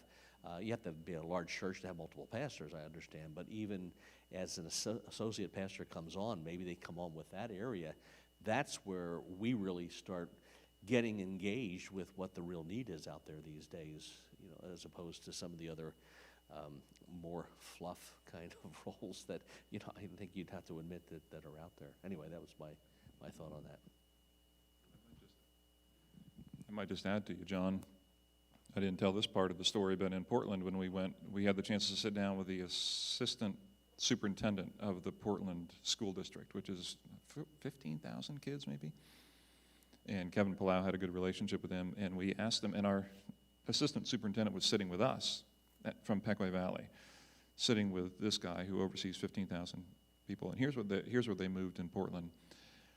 He said as a assistant superintendent, he said, we require, I think he used the word require, we require that every principal will partner with the church in the city of Portland. I'm like, what? To which then our superintendent pushed back and said, well, there's no way that you have every principal who is excited about doing that. He said, that's right. So what do? He said, we require every principal to partner with the church. And the reason was because they've seen so much good come from it. not because I've seen the church take over from a conversion standpoint, but because the churches have been willing through CityServe, which is now City Gospel Network maybe, or Gospel, anyway. But because the trust has been developed, and they know that they're not, pushing hard into that. So that was pretty stunning, and it was freeing for our superintendent to hear. So for some of those who push back and say, there's no way from an education level we can do this, giving them exposure to people who've been afraid of the line before and realize that line is often more of a straw man argument than actually a real deal. That's what we have found in practice is the reality. As long as you're not a moron and do more than you should, that's my colloquial term for it, but as long as you're able to maintain trust and keep honest relationship going and clear conversation, be very clear. And I asked our education leaders, where might we violate your trust? What might we do that would cause you to have questions? What can we actually say and not say? If someone asks, if a parent, when Katie leaves that house, when Katie Byler, our employee, goes and leaves the house of someone that she's working with, and they ask her, do you go to church anywhere? What can she say? So we talk very practically about things like that so that they know we care about not violating that line. So anyhow, I just wanted to say that piece about the important City Gospel movement. Yeah, thank you. Thank you, Jesse, for solving the tension in the room. Any other questions or comments, or do you want to take things over here, Jonathan?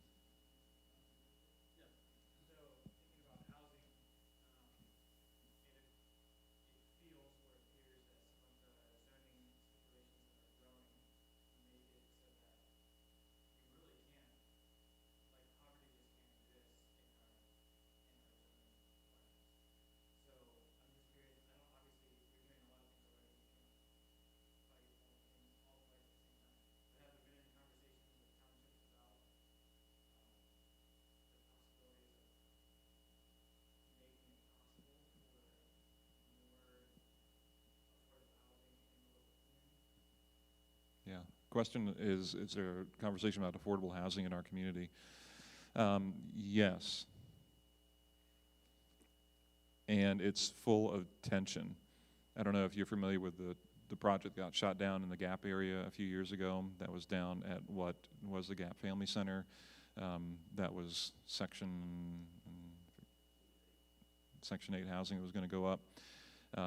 It met with strong local resistance, and it was too much that the powers that be didn't want to fight back on that, and so it died. I'm not saying that was right or wrong, that's just what happened. Yes, we're in constant conversation about that with the factory and also with the Coalition End Homelessness and with Paradise Township, Laycock Township, Salisbury Township. Some days my more cynical side will say, well, really what we want to do is we want to reduce poverty in our community by moving it to Solanco. Then we don't have poverty anymore. And as long as we keep the housing codes at a place where, we don't have affordable housing, then we don't have a poverty problem, which is one way to quote unquote solve it, right? So those are my more cynical days, which happen every now and then. But it's a great tension, it's a great conversation to have, and that's something I'd invite you to the table on that, because we are in conversation with township leaders about that, and when they hear and listen and learn about what's going on, there is a growing, that's what you want to see, is local leaders who make these decisions to have a growing awareness, to your point about the Bridges training, to think differently. It's not just that there's all these lazy people who want to do this, and they're all drug dealers, and they're all whatever, these things that they just kind of been fed. There's way more, it's more complex than that, which we know, right? Yeah.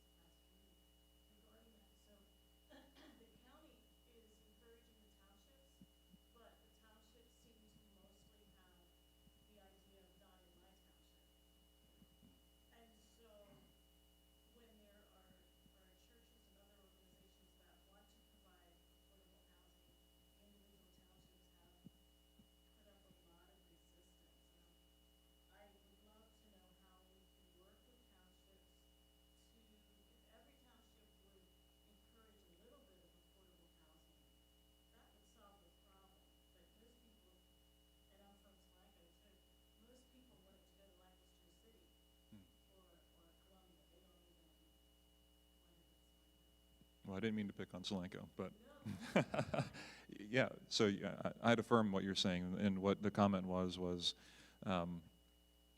that broadly. Are you referring to the Places 2040 report? Is that what you're talking about? Yeah. So the local reporting here about the kind of future planning around Lancaster County would encourage townships to allow for and encourage environments for affordable housing. But you're experiencing pushback when the rubber meets the road from individual local leaders, and I affirm what you're seeing, and the questions you're asking are the very ones that we're asking, and you know how complex they are. But those are the questions that the network tries to ask too, with a variety of sectors in the room, including the people who make those decisions to a degree, who can influence them from the local township level. You know, and I know there's not easy answers, but the conversation around it is very helpful. So I'd affirm where you're going. I don't have an easy answer for it, but I'd affirm your questions and the spirit of where you're going. And that's what the network is. I'm with you on that very much, because that's what we're trying to do, is not just put someone in an apartment, but figure out, why do we need to help them all the time in the first place? How can we get underneath the problem? Can we go further upstream? Which is what I think you're trying to do. So maybe we can chat more about the Together Network too, and if you have an interest in housing, there is an arm of that we're working on, you know, in our community too. So, yeah, Steve.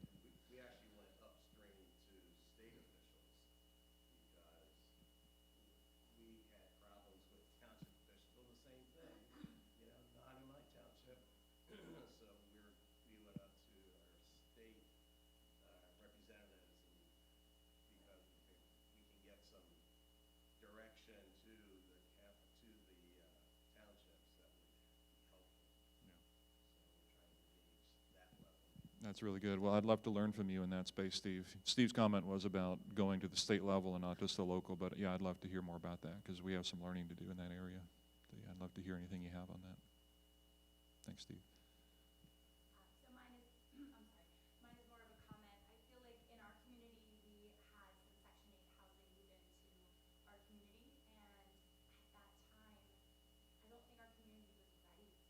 I almost feel like there was not enough of a support system and a community involvement. It was like all of a sudden they arrived, and it was not always, it's not been as positive as it could have been.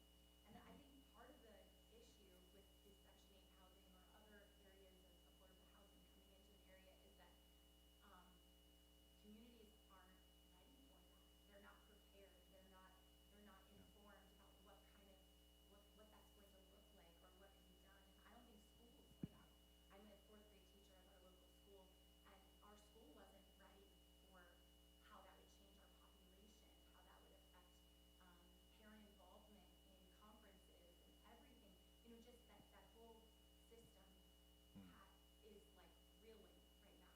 And I guess part of my question is like, how do we and maybe that's kind of what your network is doing, is thinking about how do we prepare a community to be a type of community that can welcome those communities in and be ready for it. Because it kind of is sad at this point, because I don't think we're ready, and I feel like we're like backfilling, and we're like, okay, well, whoa, how do we address that? Yeah. What's your name? I'm sorry. Amy.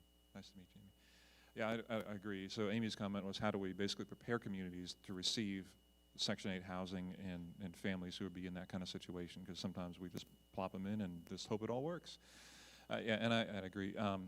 Shared language is important. Trainings are important. So we would go into the schools and train our local school teachers and administrators in Bridges Out of Poverty training to try to get their mind thinking differently, to Steve's point earlier about the Bridges material. So that shared language is important. Are you familiar with the collective impact framework at all? Okay. The collective impact framework identifies 5 kind of backbone characteristics that were required for collective impact to work. So that may be something to look into. Common agenda is a part of that. But anyhow, so that could be something to look into. But yes, the network is attempting to do that. Language, training, common agenda are all important. And short of, yeah, I don't know how else to do it except to continue to get people in the room and help prepare at a kind of more global level. So we would do strategic trainings to try to help, but at the same time, it's difficult. Fundamentally, I learned this from Harvard. They said the 2 criteria for collective impact really to work, and this really resonated with me. They said 2 things have to be true, that leaders in their community have to really, at a deep level, embrace 2 things. One is that problems are complex, not just complicated. Complexity and complication are different, but complexity requires an awareness of that the potential solution is not necessarily linear, which leads to part number two. Number one, problems are complex. Number two, that solutions are developing and not linear. So emerging. So emerging solution, complex problems, meaning until leaders sit down with one another and say, let's say we need to solve the affordable housing problem. Well, we can list out, let's do 3 things to make that happen over the next 6 months. That's great. By the time you get past number 2, you had no idea there was a 2A, B, C, D, and E, because you couldn't see that far, because the solutions emerge as you walk. And so until leaders, even church leaders at a deep level, realize, and this is what I feel like is strong for me, has motivated me at least, is that I knew that at a church, if this church were to function at 100% capacity, that everybody was going in the same direction, everybody voted 100% on everything all the time, all of our systems were perfect, all future attendees knew exactly where to go, were connected, I was an incredible speaker, had a whatever, everything was working awesome. We still would fail to reach the expanse of the people in our community who really need to be reached. It's just not possible. And so when I really understand that and embrace at a deep level, that the solutions are emerging, it requires that I meet with my township leaders. It requires that I meet with my school leaders. It requires that I meet with my health providers and housing providers, because I can't provide solutions to complex problems just by running an awesome organization. It's just not going to work. And so fundamentally, those 2 characteristics they said, and I really affirm that, need to happen in a community, and in the heart of any leader who wants to be a part of a collective impact work is a deep understanding of the complexity of problems and that solutions are emerging and not linear. And we don't always see that. A lot of people think solutions are linear. Well, you got a problem? Here it is, 1 through 5, line it up, knock it down, and it's done. The complex problems that plague us don't work that way. And it demands that I meet with you regularly to keep figuring it out and talk with you about it on a regular basis. So that isn't a clear answer, but it is kind of some characteristics underneath that have kind of guided some of our thinking. Yep. Thanks, Jonathan. Thank you, Tim. Thank you, Tim, so much for sharing this and for your interaction.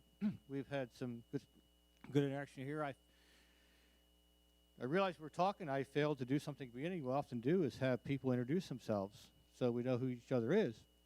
So we'll do that now, even though we've had some it happened informally. Steve Douterick. I'm the associate pastor at Waterway Church. Steve Benedict, lead pastor at Bethany Grace Fellowship. Amy Hager attends as the pastor's wife at Butter Valley Community Church. Mark Hager, Butter Valley Community Church. Gene Whitmer, a member of this church right here. Perky Fredericks from Timberline Church. I'm Benji Martin, one of the pastors at Timberline Church. Jesse Johnson, pastor at Waterway Church in Oxford.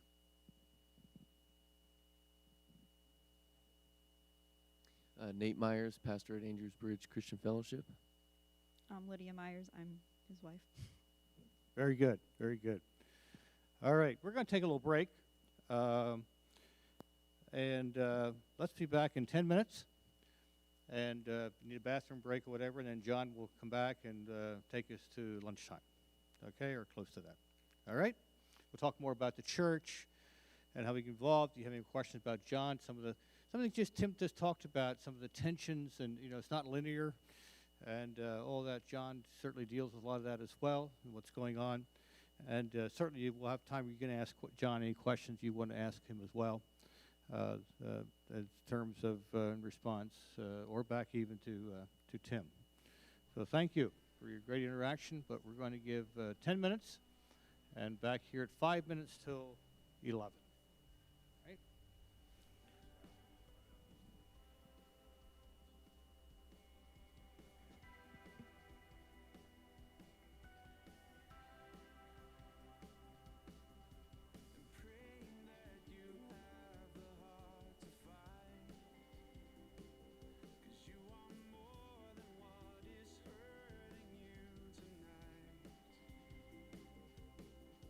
For all the lies you've held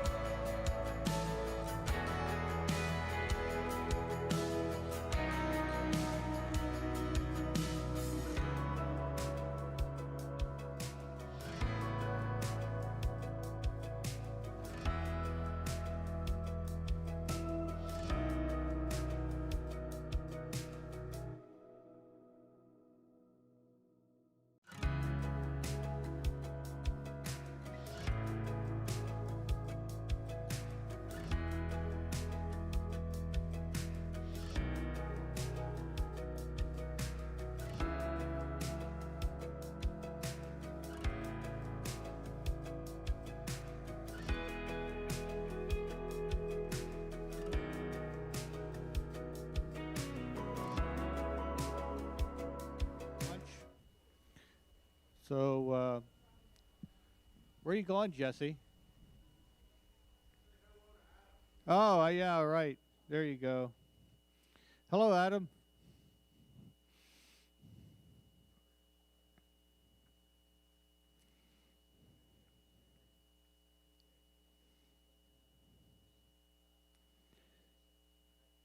It's always interesting with the break is to get people back.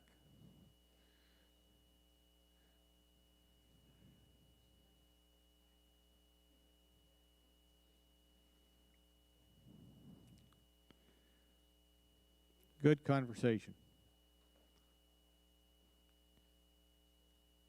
So we're going to have John share with us again. There will be time for interaction as well. And one of the things I've asked John to talk a little bit about is how we as church can be engaged. And one of the things that we want to see is that, there are some faith-based ministries that are kind of parachurch our community. We're also heard about how we can involve in our local congregation ministry. And I don't think they're competing. It's not either or. It's both and. But since he works a lot with ministries like Water Street and Factory and things like that, how we can engage in those areas as well. So, John, whatever else you want to share.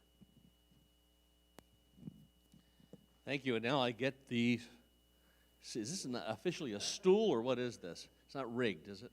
We're good here. Yeah. I could do the same thing too. What questions might you have about some of these ministries?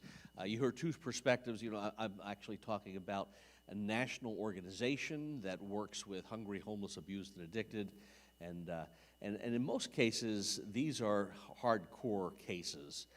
But our missions are moving more and more to really helping with support services like the Factory, and Adam's joined us here. We're glad to see that, and we will be glad to talk about any of those things. But any questions about poverty nationally or what's going on, homelessness, anything that I said earlier? I don't want to leave anything in the dust if anybody had any questions about any of those things. Go ahead, Gene.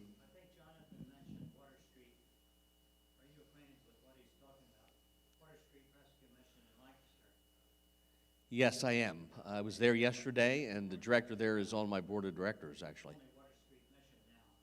Yeah. Over the years, way back, for a number of years, this church, we went in there and held meetings once a month, and it was a very inspiring and invigorating time for those from our church who went there, and of course they were made to attend. So it was kind of a captive audience, but we had very good relationships with the clients and also the leadership, and I've kept in touch. I served on the board of Water Street Mission for a number of years, and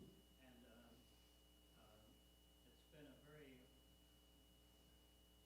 it has worked very well. Now there's a huge upgrading of the whole thing, which I think is just about completed, but they do a tremendous job. I mean, I've been off the board for many years. Yeah, Gene was mentioning, this is to Mike, I guess, Enid.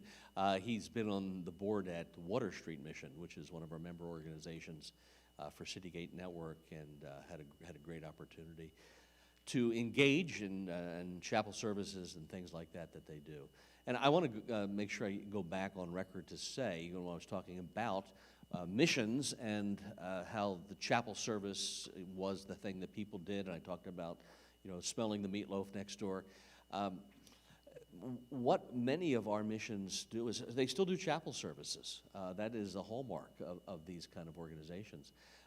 You come in and there is chapel. When I came, we had 79% of our members would not give you anything to eat unless you went to a chapel service first. And that was when I started saying, let's stop playing the hell card and play the abundant life card. Right now, we have more than 80, I think it's about 84, 85% of our missions will give you something to eat. It may not be a congregate meal, but it could be a bag meal, a box meal, something like that. But what has happened is that people have started to come to their a good understanding that that Celtic style of evangelism needs to come to the forefront. And so you would go into a mission that used to have a chapel service, and now they have table chaplains. And so you go to the table, and somebody's already there, or somebody joins you after they have several folks come. And in women and children's ministries, it could be a pastor's wife, like Amy and Lydia here, or it could be a retired missionary, it could be a lay leader, and they'll sit down across the table and they'll ask your story. They'll say, to find out what happened in your life. They'll talk about their own testimony, and they'll build that relationship. I did see a couple of blanks there when I mentioned Roman style of evangelism versus Celtic. Is everybody, okay, I'll explain that a little bit. If you look at George Hunter, who wrote from Asbury College, the Roman style of evangelism is what most of us grew up with. That is presentation, decision, fellowship. Jonathan, look over here, Romans 3:23. For all have sinned and come short of the glory of God. And look over here, the wages of sin is death. But look over here, Romans 10:9 and 10. If you confess with your mouth the Lord Jesus and you believe in your heart God has raised him from the dead, you can be saved. Do you believe this? Pray this prayer with me, Jonathan. Dear Lord, I know I'm a sinner. And we kind of follow that path. We know what that's about. Jonathan, that's wonderful. Do you realize what's just happened in your life? We have a new believers class at East Swamp Mennonite Church, and I want you to come with me on Tuesday night. I'll introduce you to the folks, and I'll go back with you the next Tuesday, and then eventually you hand this person off to somebody else. That is presentation, decision, fellowship. That's what Christian camps did. I ran a Christian camp for years. You have all the kids down at the campfire service, and the camp pastor tells a story. It could be a scary story or something, and then it's come down to the fire, or it could be tap your counselor on the shoulder. And when I was a camp director, it's what happened. You go back in the next morning in staff devotions, the counselor would say, 4 in my cabin came to Christ, or 2 in my, but please pray for Kenny. He's almost there. And youth pastors loved that for years and years, but there came a point in the late 80s, early 90s, that stopped being what youth pastors wanted, because they themselves moved from a Roman style of evangelism more to a Celtic style.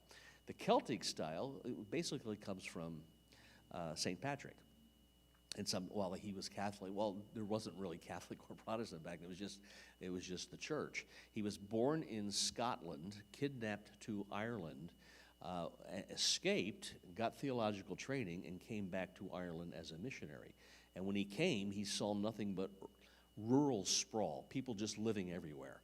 And he decided the way to get to these people was to develop little monastic communities, as in monastic communities. And so he'd build these structures, but he'd also have gardens around them, and people would come and they'd move into these communities. They would do the farming, they would learn the limericks, they would go to the chapel services, and they would continue to work. And at some point in their lives, they would say, St. Patrick, or whoever it was, we understand who Christ is by watching and living in this community. And we too, or I too, believe like you do now. And so that was the Celtic style of evangelism. Instead of presentation, decision, fellowship, it's fellowship, worship, commitment. And that is what really hurt a lot of Christian camps for years, because these youth pastors who took that mentality would say, I'm here with my wife as a youth pastor. We're going to be with these kids for 4 years while they're in high school. And I'm not going to rush them to a decision, and I'm not going to send them to your camp where you can make sure that they get saved and then send them back to me, because I don't know what went on during that week. I will use camp, but I'm not going to send my kids to your camp. I'm going to rent your camp, and I'm going to run it. And so that was the method that had been out there for a while. So anyway, with that style of evangelism, which kind of is what Jesus did with the disciples, if you think about it, that is what missions are doing these days, and it's making a lot of sense. They do have chapels. Some of them has very good chapels, But as I just mentioned, Dave Treadwell, who ran the Union Gospel Mission Central Union in Washington, D.C., says, John, I have more people coming to Christ in my dining room than I ever did in my chapel. Because we have this kind of connection, and then these people stay connected and they come back in. And rather than some church came who somebody spoke and they disappeared and never came back. So that's kind of the style that we're seeing. But with what we're seeing in missions these days, what are the issues that they're dealing with, and then what are the opportunities, moreover, for you to be involved? If there is, it's easy to do what you just heard about in the last hour of getting involved, and it takes education and training. But when you get to the point where you want to really engage with a mission like Water Street or Lebanon Rescue Mission, or Helping Up Mission in Baltimore, or Sunday Breakfast Mission in Philadelphia, what do I do? How do I get involved? And the number one thing is people think, well, I'll just go and serve a meal. Missions all over North America are inundated with people this time of year who want to serve a meal at Thanksgiving. They want to go down after they've had their own Thanksgiving meal and go serve dinner that night to the people at the mission. Let me tell you, the volunteer list is off the chart. And Christmas. I tell people, people who run the streets also get hungry the second Tuesday of March. So there's other times that you can do this.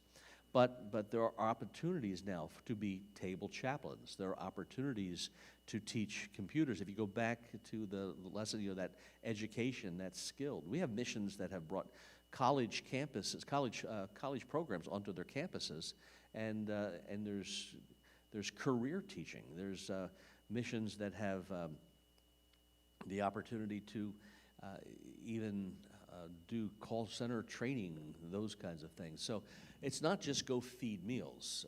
There are so many things that missions are looking for people to assist with.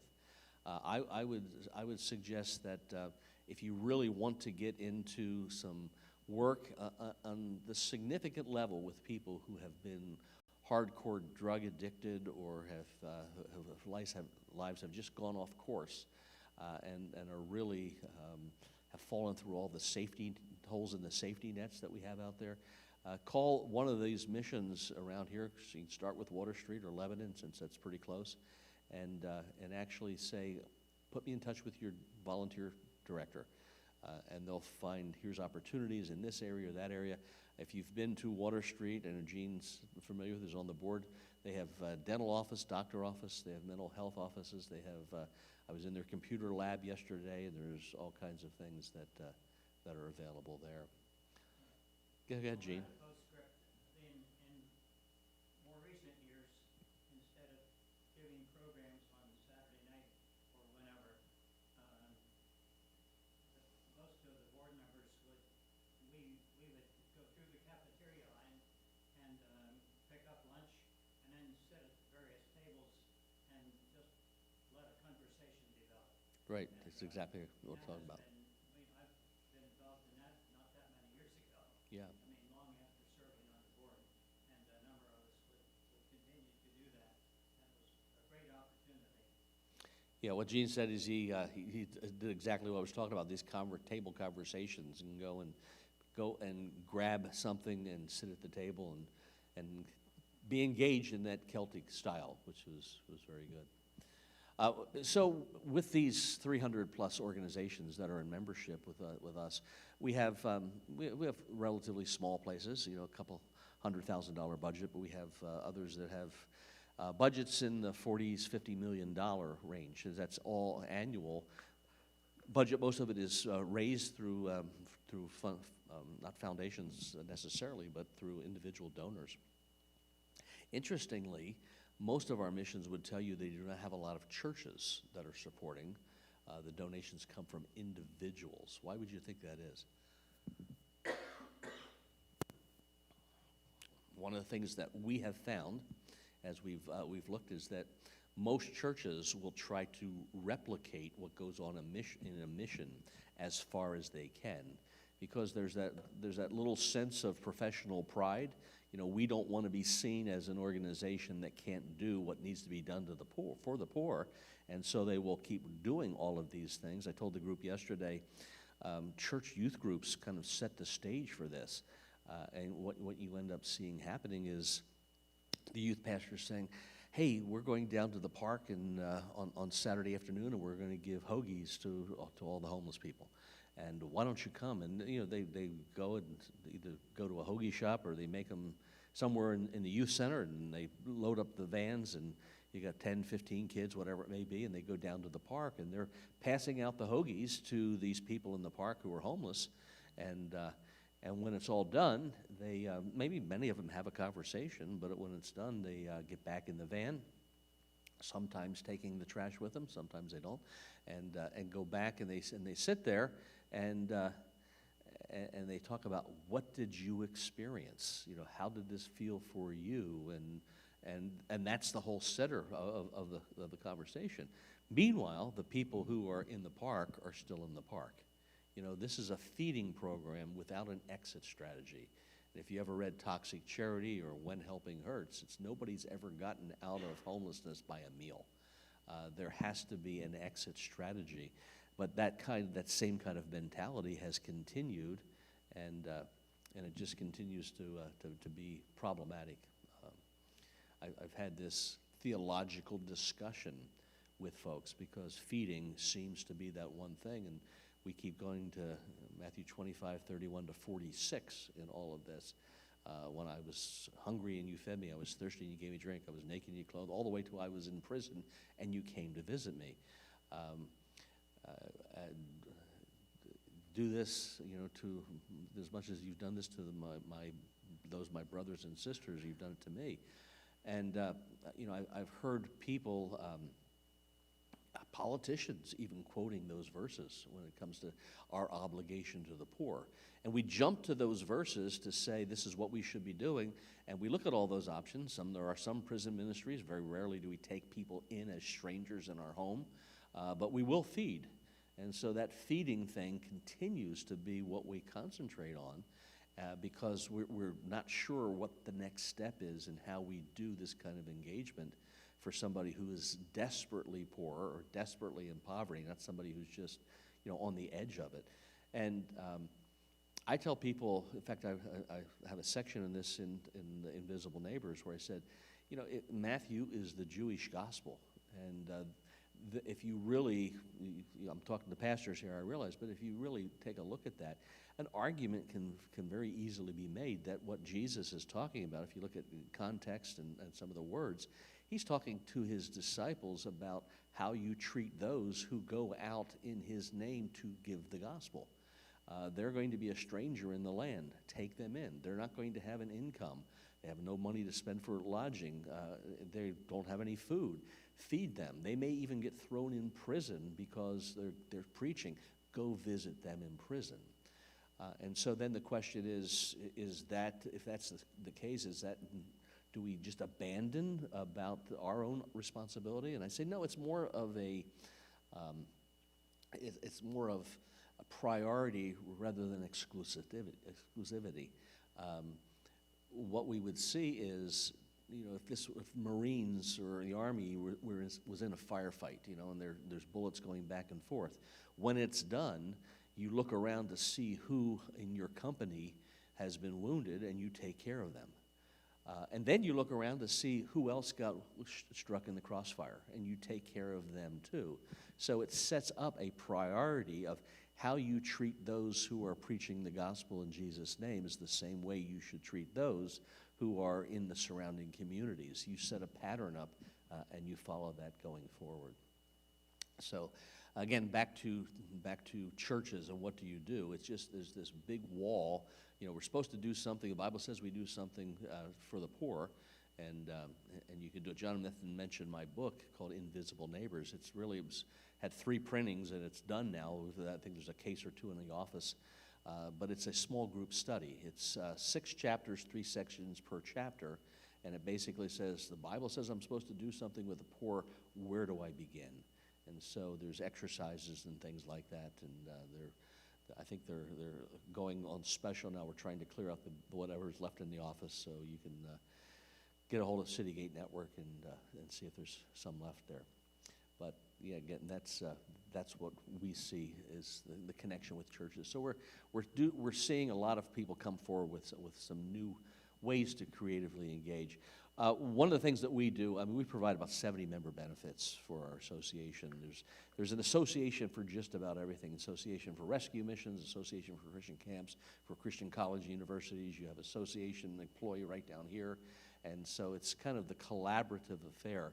A lot of people ask us from missions, what are the biggest issues that missions are dealing with? And I thought this might be interesting because there could be some overlap in what churches are dealing with. The first one is retention of individuals and staff. A lot of missions lose their people pretty quickly these days. You know, for millennials, and I know there are some in the room, it's not like God has called me to this is my career. It's like I'm here for an experience. And when this is done, I'll go to the next experience and whatever the next one is.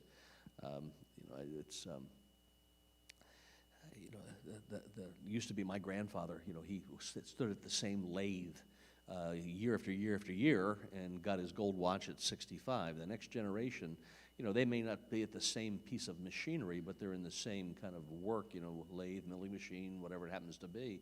The next generation that came along, they would do maybe this genre of work, but that would be in shipping or front office or whatever. And then we're now at a place where the typical person graduating from college today will have 7 unique careers by the time they retire. And you'll see this of people coming around. I want an experience here, and then it's time to go. I talking about this to the young staff at the Evansville Rescue Mission last week, and they were all, yep, that's us. We're ready to go. It's like the physician who came home from a tough night at the operating room table and was just exhausted, wanted to make something to eat, and so he goes and opens the refrigerator, sets a few things on the counter, and goes over to the sink and turns on the faucet. Nothing comes out. He climbs underneath and looks, and there's nothing there, and he doesn't know what to do, so he just gets the phone book out, if somebody still has one of those, and calls the plumber. And the plumber shows up, and he climbs under the sink, and after about 5 or 6 minutes, he comes out, turns the faucet on, water's coming. And the physician says, "That's wonderful." He says, "What do I owe you?" He says, "That's $312. And he goes, $312? I'm a physician, and I don't make that kind of money. And the plumber said, "Yeah, I didn't make that kind of money when I was a physician either." And so, this is how people are moving around from place to place, and maybe not on that level of professionalism, but that's what we're seeing. But staff retention is an issue that our people are dealing with. The vaccination mandate, right now there's 84 million people who are affected by the mandate that the Fifth Circuit Court of Appeals has put an injunction against at this point. And I'm talking to congressmen even as recently as yesterday about what's the likelihood of that standing. And so there's 31 million people of that 84 million affected by the mandate who they think aren't vaccinated out there. And so that's 37% roughly. What if that ratio is the same in ministries? What does that do for people who are working? So there's opportunities if you're healthy and vaccinated and go to one of these missions, you can work there. New addiction recovery models that's something that's pretty interesting. Missions used to do, you had to be homeless, and you then, got sober enough that you could kind of jump into an addiction recovery program. But because of COVID, the addiction rate has increased threefold of people who have been at home and have had alcohol delivered to their door. And now we're seeing so much more addiction, and people are driving up to a rescue mission and they're saying, I know this is for homeless, but can I come and be part of this? I work during the day, by the way, and what time are the classes, and I'll come at night. Or you have You have new artificial intelligence. There's programs. There's one that some of our missions are using called Sober Peer, and you kind of get your phone out. You go into the Sober Peer app, and you log in. And there's 20 others in your cohort that are on this as well. You speak for a couple of minutes, and it kind of looks at your face through the camera, and it can tell when the last time you had a drink was, whether you're high, and from I think they say there's 41 different little signals that it picks up from different places. So you actually are now in a cohort that's saying, you know, Paul, it's you've had you didn't have a good week, did you? You know, that kind of thing. And so you're seeing all of the addiction models change. And this is an opportunity for churches to really learn how you do addiction recovery in a new way.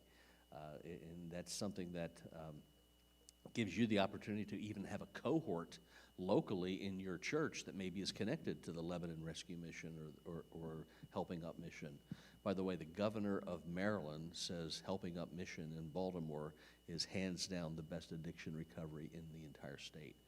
And so that's kind of fun to see some of those accolades that are out there. But, you know, there's ways that you can be involved in those things as well, and then be in a cohort that may be out of one of those missions. The Salvation Army has what they call ARCs, ARCs, Addiction Rehabilitation Centers. There's 4 zones in the country where they have them. And they're looking at this. They're revamping their entire addiction recovery model, because it was different years ago when you came to the big box. You know, you went in and you stayed for 10 months, 12-month program, whatever it is. Gary Blackard, who's a good friend, actually meeting with him, having lunch with him next week. He's the national president of Teen Challenge USA, and it's called Adult and Teen Challenge now. And they said, yeah, we're actually looking at new addiction recovery models. So that's something that's good for you as pastors and church workers to know that addiction recovery is something that is kind of taking, you know, instead of the steps, it's on an escalator right now, I think, is what's happening there. Another thing that our missions are dealing with is the continuum of care. You know, you're probably familiar. We've talked about housing. We've talked about Section 8 housing and permanent supportive housing. You know, the government does a great job of trying to end people's corporate poverty, you know, the corporal, you know, physical poverty, but they really have no idea how to end their spiritual or relational poverty. Or if they do, it's not in their purview. And so the response, and this is major right now, Marcia Fudge, who is now the director of Housing and Urban Development, and Anthony Love, who has been at the U.S. Interagency Council on Homelessness. Marcia is actually overseeing both of those, which was unique. But they are really doing a strong push to say housing first is the way to go. Under the last administration, Dr. Robert Marbut, who was the homelessness czar, put out, and I was on the committee that helped to develop it. It was called Expanding the Toolbox. But right now, the people who are pushing housing first, they basically say the homelessness problem that we have and the problems out there are because of a lack of affordable housing. Lack of affordable housing is the core of all of this. It's the culprit. And what we said in Expanding the Toolbox is, yes, lack of affordable housing is very significant. But in addition to lack of affordable housing, you have family dysfunction, and you have addiction, and you have mental illness, and you have LGBTQ kids who are being persecuted and forced out of their homes or running away from home. You have kids who are aged out of the foster care system. You have post-traumatic stress disorder. You have, and you just go down the list of all of the things that are causing people to be in that condition. And we say homelessness is a multifaceted problem that needs a multifaceted solution, but you won't see that now. So in most cities across America, there is a continuum of care, and in that continuum of care, Lancaster has one, I'm positive, you have the people who are filling out the forms to get the money from HUD to use to spend in their attempt to solve homelessness, which ultimately will push toward housing first, but you're only going to get about 26% of the people into some of these houses. And you talked about, we talked a little bit about even some of these affordable homes. They're spending millions upon millions of dollars in, like, Los Angeles. They have 88,000 homeless people in a 15-block area. Most of them on the sidewalks in tents, and you don't even know what goes in on those tents. And they've spent all that money, and they basically have 5,000 homes that have been developed for housing first, and they're not even close. The money goes to developers, the money goes to lawyers, the money goes to the processing of different permits and things like that, and it's just out of sight. There's no solution. So most of our members would tell you, housing first, which their continuum of care is posted. They are trying hard to be involved, and they get invited when it's time to fill out the forms, because they use the numbers of our people, the bed space they have, to show how many people they're serving to get the money. But they never get the money when it comes, because if they use the money that's come from the government, then you have to conform to the government's definition of what a family is, and on and on. So that's one of the things they're dealing with. Board mission drift. It's something that any ministry has to deal with. People, because of social connections, they've come in. I had somebody yesterday tell me that, I came to the point where there were people that, when I inherited this, there were not even sure if the person was a Christian, even though this was a ministry. And what we're telling people, you have to really step up your onboarding process if it's going to work. The next one is the anti-human rights tag. I can remember back in 2014, I did a seminar with our attorney on LGBTQ situation in America, SOGI issues, sexual orientation, gender identity, SOGI.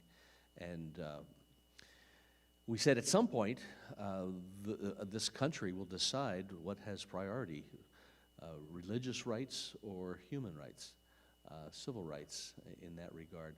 And it's kind of hard to say that you're against human rights, so that's a difficult approach. But it's become pretty clear with the Obergefell decision in the Supreme Court and the House passing of the Equality Act that human rights is the way to go. And so almost every paper that people are getting, we talked about this yesterday in this meeting that Jonathan talked about, you get a form from the government to get this money or this grant or whatever, but you have to say, this is the position we will take on SOGI issues. This is the position we will take on Black Lives Matter. This is a position we'll take. And people are saying, I can't sign these things. And so it goes back to missions needing to be supported regularly by individual donations. The ministerial positioning. Ed Stetzer was mentioned about here. He and I have talked about this. It could be that this is, he believes the Equality Act will pass in some form or another. The Equality Act, everybody's familiar with the Equality Act. Who is not familiar with the Equality Act? Okay, so all of you know that. And it really, as it is written, it affects churches, it affects physicians, it affects Christian schools, what you can teach, how you interpret certain things. And they'll tell you, no, it doesn't, but when you read it, rather than listen to somebody explain it, it really does. And so when you are in a situation like a mission, they can come along and say, we will declare which of the positions that you have are really ministerial positions. Maybe it's going to be your director of program and, of course, your CEO, and maybe they'll give you caseworkers, but it's certainly not going to be your food service staff, and it's not going to be the person who drives the van to go pick up the clothing for the thrift store, and it's not going to be the people who process your donations. That's not a ministerial position. So you cannot discriminate in when you hire based on their commitment to Christ or their lifestyle. So we have two missions that have had court cases heading to the Supreme Court. Right now, the one that we're watching is the Seattle Union Gospel Mission case. Any day, we're expecting that the Supreme Court will either accept that case or deny that case. We're praying that they accept it. Alliance Defending Freedom is going to be defending that. We've done a friend of the court brief, or amicus brief as it's called.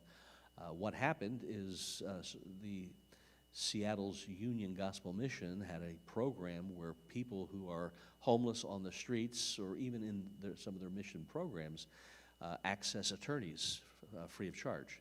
And the attorney will help them with things, how do I get my belongings back, or how do I get my dog back who a kennel won't return it to him because you're homeless, or whatever it may be, or how do I pay less alimony, and the folks can't afford attorneys, so the attorneys who are volunteering handle that. The Mission, which is a very sizable organization, it's Seattle's largest homeless services provider, had an opening in the position that oversaw this legal program. And a person applied, who was an attorney, applied to it, and in the process of being hired, it was asked, what is your commitment to Jesus Christ? What is your faith commitment? Tell us your conversion experience. Talk to us about your church life. And the person made it very clear that he did not have a conversion experience, was not a follower of Jesus, and also in the process mentioned that he was bisexual and was in a relationship with another man currently. The Mission did not hire him, and he, as you can imagine, sued the Mission, and has even more recently said he did it purposely because he wants to change the Mission's values and Mission's goals. So the King County Superior Court took the case, and the King County Superior Court, the judge, she was a woman, she essentially said, who are we as the government to tell religious organizations how to do their religion? And she sided with the Mission. That was a victory. It was then sent up to an appeal to the Washington State Supreme Court. The Washington State Supreme Court sided with the plaintiff 10-0. And so now what that says is Seattle's Union Gospel Mission cannot require somebody to have a faith commitment to work at this gospel mission. If the Supreme Court does not take it, it's remanded back to the decision of the Washington State Supreme Court, and it won't necessarily affect Water Street Mission tomorrow, but it's precedent that if the same thing comes up, you don't have to be a person of faith to work in what some people would say any position, because it's not yet determined, or you certainly don't have to be a person of faith to work in the position overseeing attorneys. But what we run into a problem with is if you are in a mission that has maybe a culinary arts institute, and that's the idea of helping people get jobs, they go down to the kitchen, and the cook down there is saying, yeah, I came to the program just like you. He says, I was a chef at a five-star country club, and did a lot with cooking with wine, and it was 1 for the recipe and 2 for the mouth, and he says, that's how I ended up here. But let me tell you how I got my life back on track. Let me tell you what Christ does to me every day when I come to work. And so we can see that that is a mission position, that is a ministerial role, but the government says, no, that's what you think, but you have to be in a position where you are a minister of the gospel in order to do that. And you just wonder, how will the government handle that? Does that mean ultimately, if this thing goes across, that Nancy Pelosi doesn't have to hire all Democrats? Can she be required to hire some Republicans in her staff? I mean, we have our own way of looking at, say, this doesn't make sense, but it really is out there, and there are some national ministries who are already doing this. There are faith-based ministries that are not, they're just kind of looking the other way when it comes to hiring people in roles that aren't considered ministry roles. So that's one of the big things that we're dealing with. Transition, that we'll all need to be dealing with that. We did a survey last year, 39% of our CEOs are retiring in the next 4 years, and only 57% of them did not have a transition plan in place. I hope all churches do. limited funding we've talked about, and then also boutique ministries and things like that. So those are the things that maybe you're having issues, or I can prepare you for some of the help you think about some of the things that you're dealing with as well in that regard. Any thoughts, questions on any of this? Anything that's what's of the most concern to you in anything you heard? Where is there a parallel?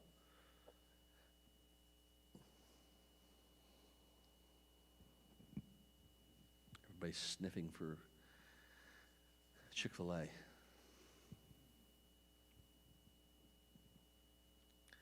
Anything? All right, thanks.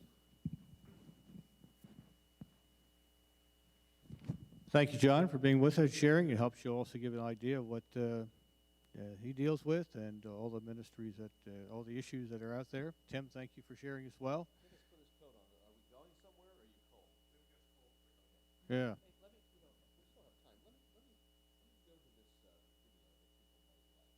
All right, sure. Yeah. This will give you a better idea.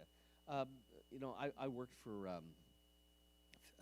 15 years in Christian camping, and the dynamics of Christian camping, right? 15 years now in rescue missions, and 15 years in rescue missions, and then also I've had a lot of engagement with gospel music, and so we decided, what would happen if we take somebody who is in a rescue mission program and take them to a remote setting and then kind of wash the whole thing with gospel music and see what would happen. So this is what we did. In 1994, I bought a farm in Franklin, Tennessee.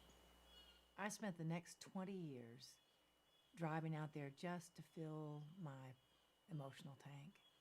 It was primitive and beautiful and full of possibility. I felt like something started stirring in me, that there was a bigger purpose to this property than just my own retreat. Well, I was in a place of deep hurt and loss. And during that time, Amy called and said, I've got a place for you to stay out at my farm if you need it. And I did need it. She knew that I needed a new community, which I found here. And during that time, so many things happened. But not long after, I got a call from my friend, John Ashmen, who's the president of Citygate Network. Citygate Network is North America's oldest and largest association of faith-based crisis shelters and life transformation centers. It was just ordained, it was meant to be, because he told me about some thoughts he had about incorporating music and the creative arts into what he was doing and working with missions around North America.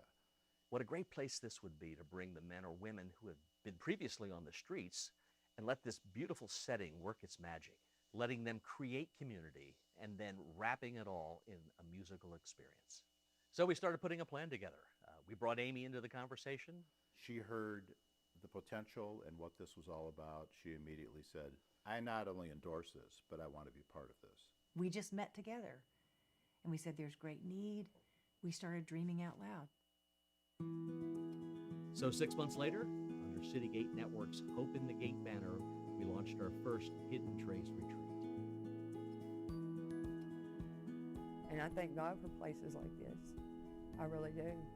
Because there's a lot of us castaways and throwaways that the world forgot. But it's beautiful here, and I definitely think that everybody was led here.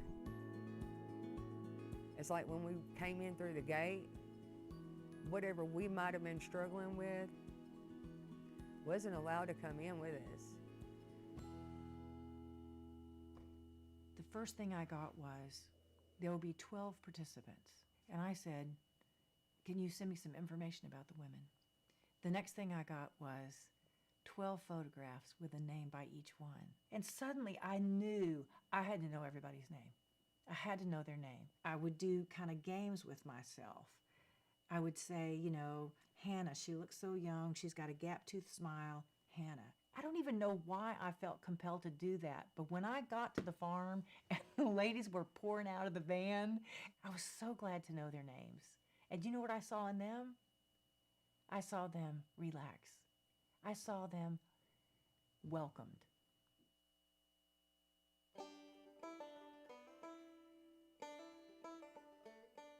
Being in this setting is so beneficial for them because it takes away the pressures of being in the program.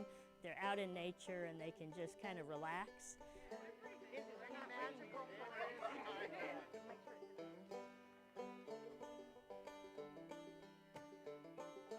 In our setting, sometimes they're so guarded that, you know, they don't trust people. And so they really aren't that open. I mean, I think coming here, they just felt free to be who they are.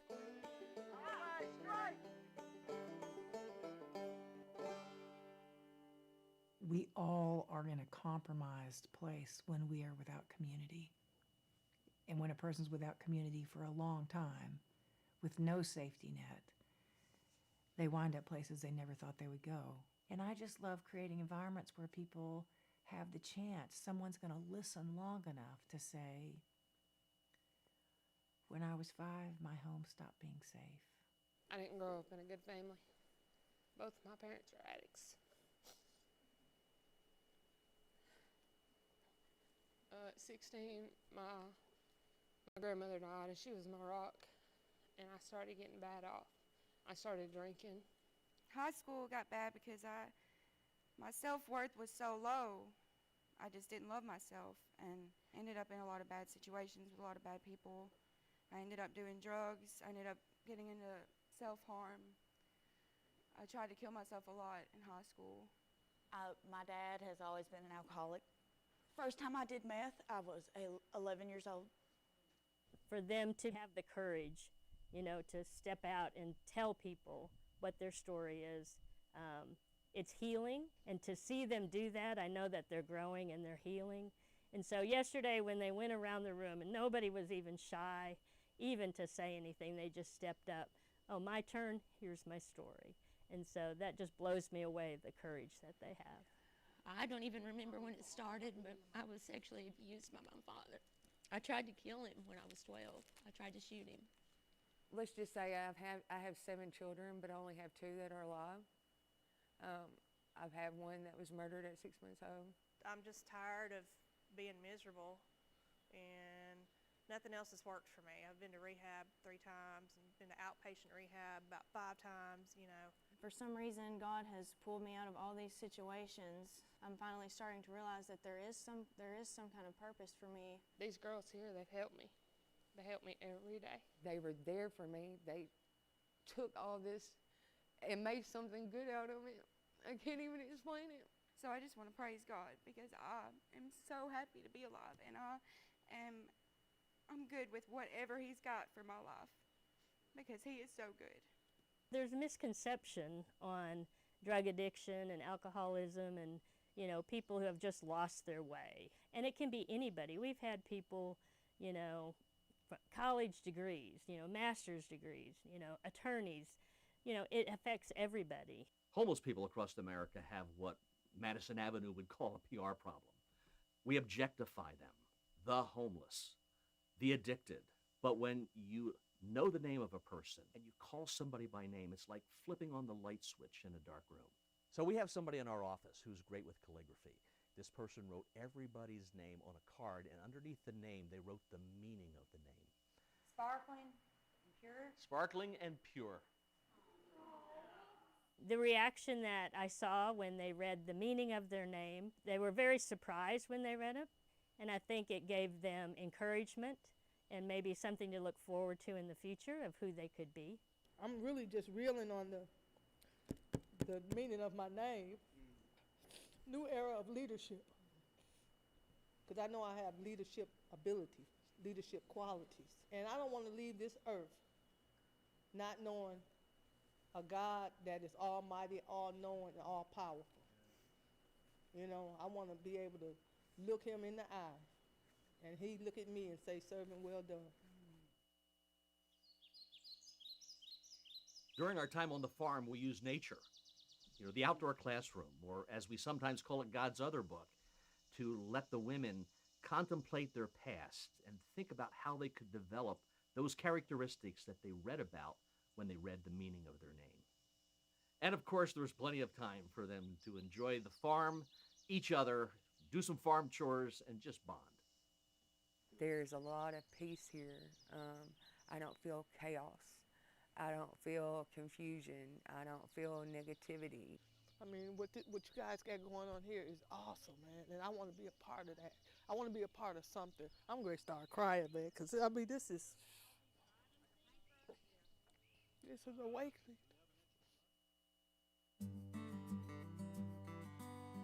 We knew when we started planning this retreat that we wanted to create an unforgettable musical experience for everybody here.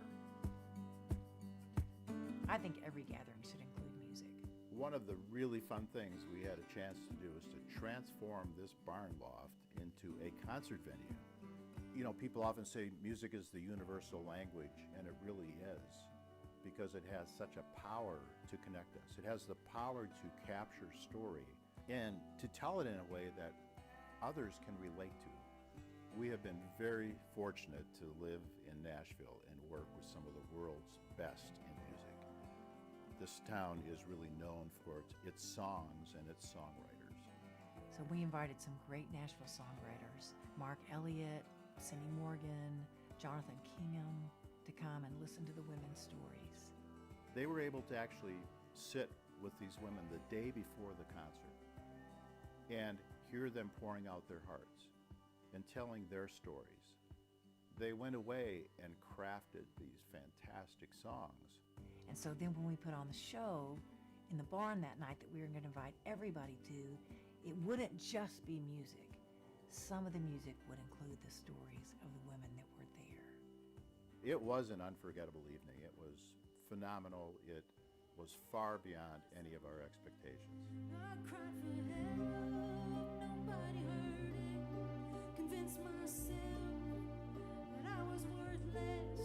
The road through hell turns out it's worth it. It ain't in vain when the pain has a purpose. It was, I think, a moment for them where a lot of the pain that they had been facing and dealing with kind of came out and said, there is a purpose in what I've gone through. There is meaning in the struggles of life, and it's bringing me to this place of hope. Wrote it all down, tattoos on my arms. Wrote it all down, scars on my skin. Wrote it all down, trying to love somebody. Wrote it all down, getting hurt again. That's not the end of my story. That's not where the period goes.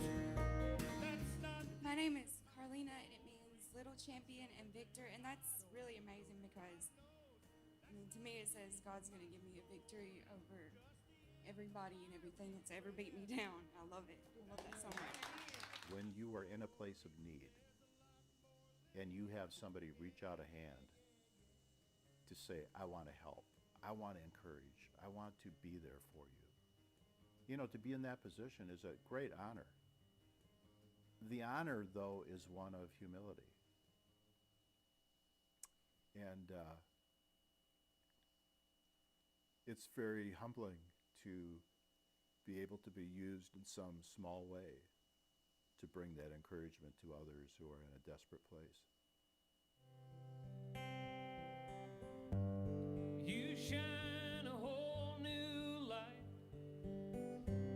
a light the dark can't overcome. The day the retreat ended, this is a text I got. Hey Amy, John Ashmen here. I was down at the barn at 5:15 this morning starting the coffee. I opened the back doors and saw Deborah at the fence looking down the archery field just as the morning light was starting to cast its first beams across the grass. I walked toward her and softly called her name. When she turned around, she had tears running down her cheeks. She said, I am so happy. The peace of this place is so amazing. God is here. I didn't know it was possible to be this content with my life. And as long as I can remember Deborah's name, I'm going to pray that that peace follows her.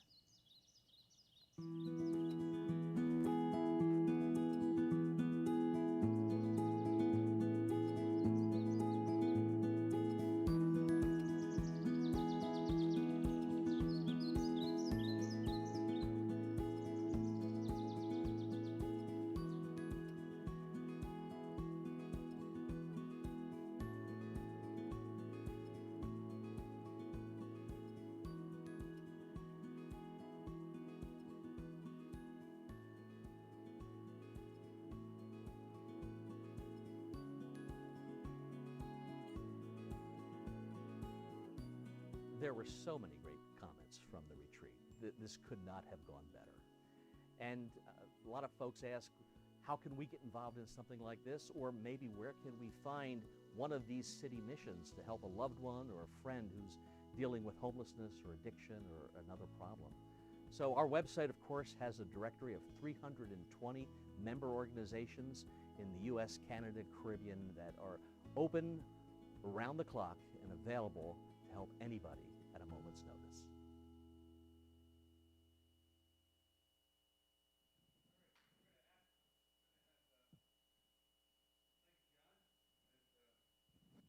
Thanks for sharing that, Adam. Adam Nagle from Factory.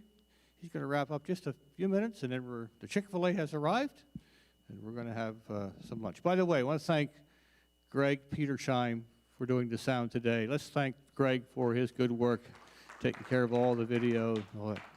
Okay, Adam? Adam Nagle is the CEO of the Factory Ministries right here in this area. Also, the church, Grace Point had a lot of investment in this ministry as well. And we were there, that's where we were yesterday for the seminar with the frontline workers. So, Adam?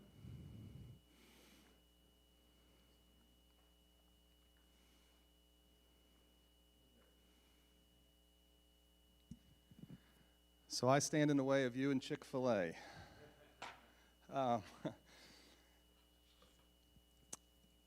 want to first of all start by saying, guys, those of you that are here, I was a former AMEC pastor, was for 9 years, and my passion has always been that we wouldn't need to exist, the Factory Ministries. I've always believed, had this idealistic view, and John kind of spoke to it, the churches try and do it to the detriment of, I think, humanity in some ways today because of the complexity we see. But I still hold this idealistic view that social work as we know it today didn't exist 100 years ago because largely in part it was carried out in a local congregation and some kind of faith setting. And so that's really my passion and heart. The Factory Ministries exist to serve and walk alongside of churches.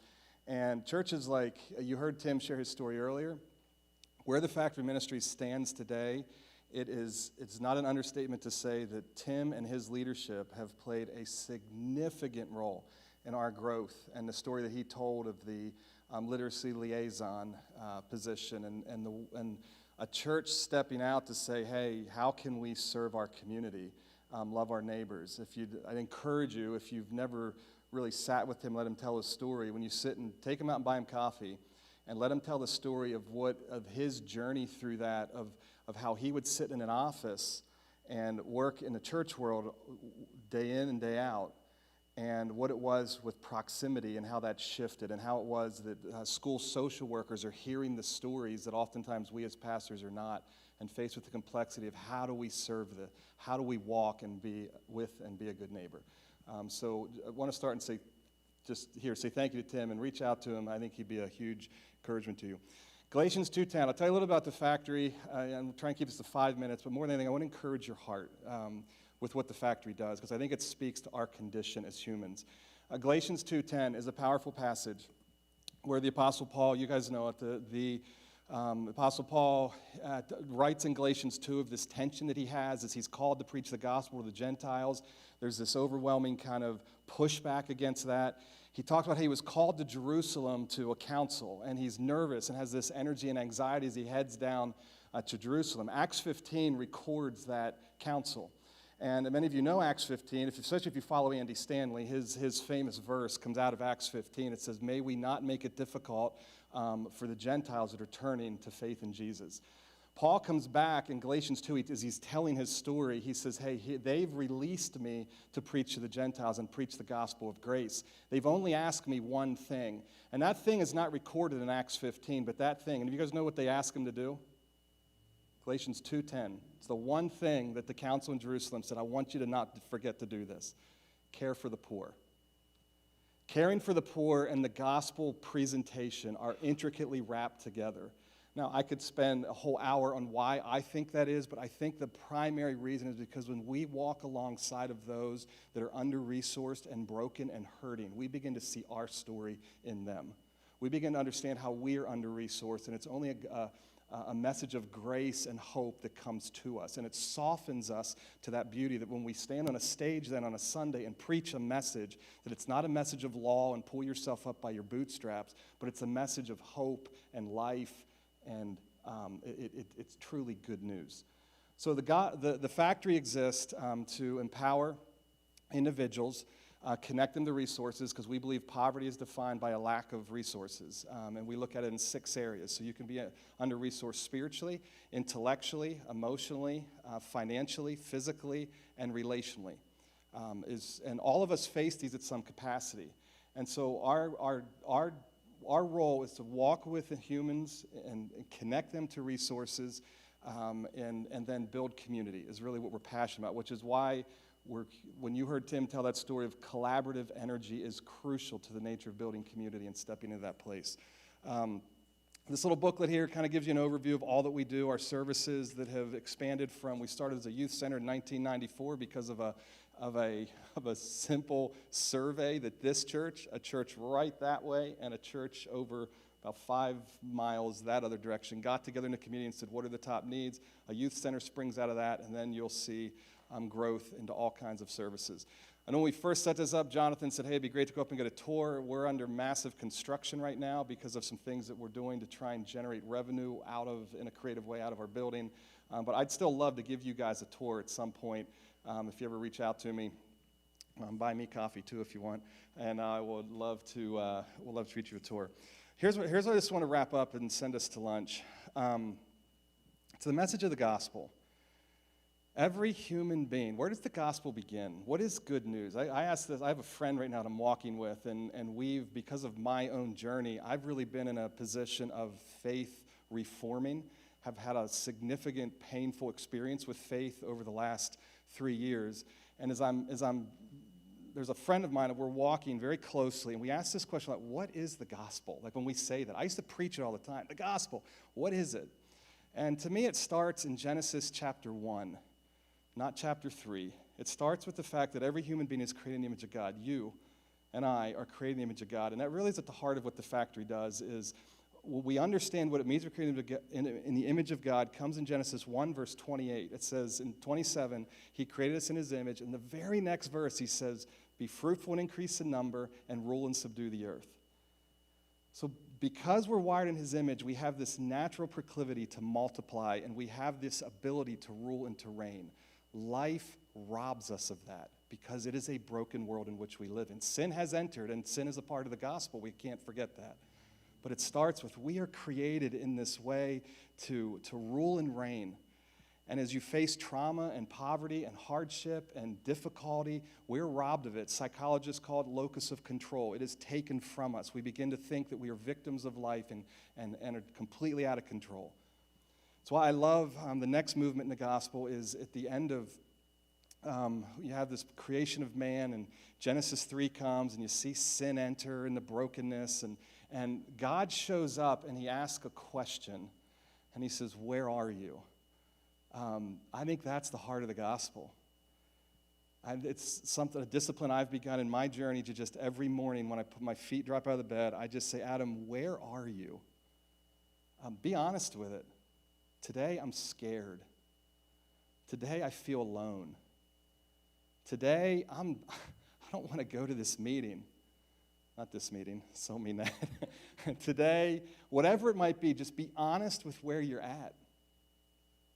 And then God meets us there. That's his invitation. That's the good news.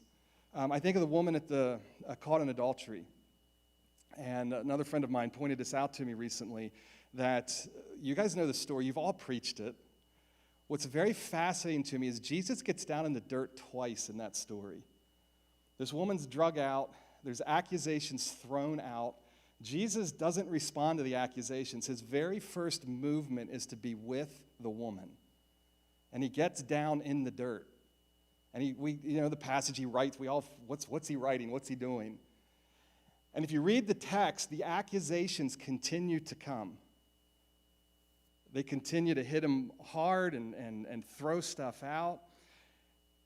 Jesus then stands up.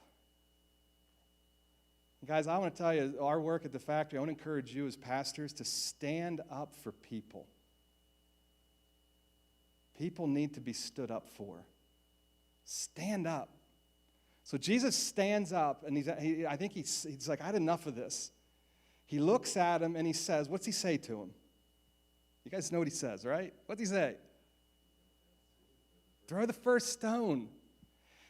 My friend pointed something out, though. I just jump to then go and sin no more. But that's not how the passage goes. This friend of mine points out that no, it says he got back down in the dirt and sat with her.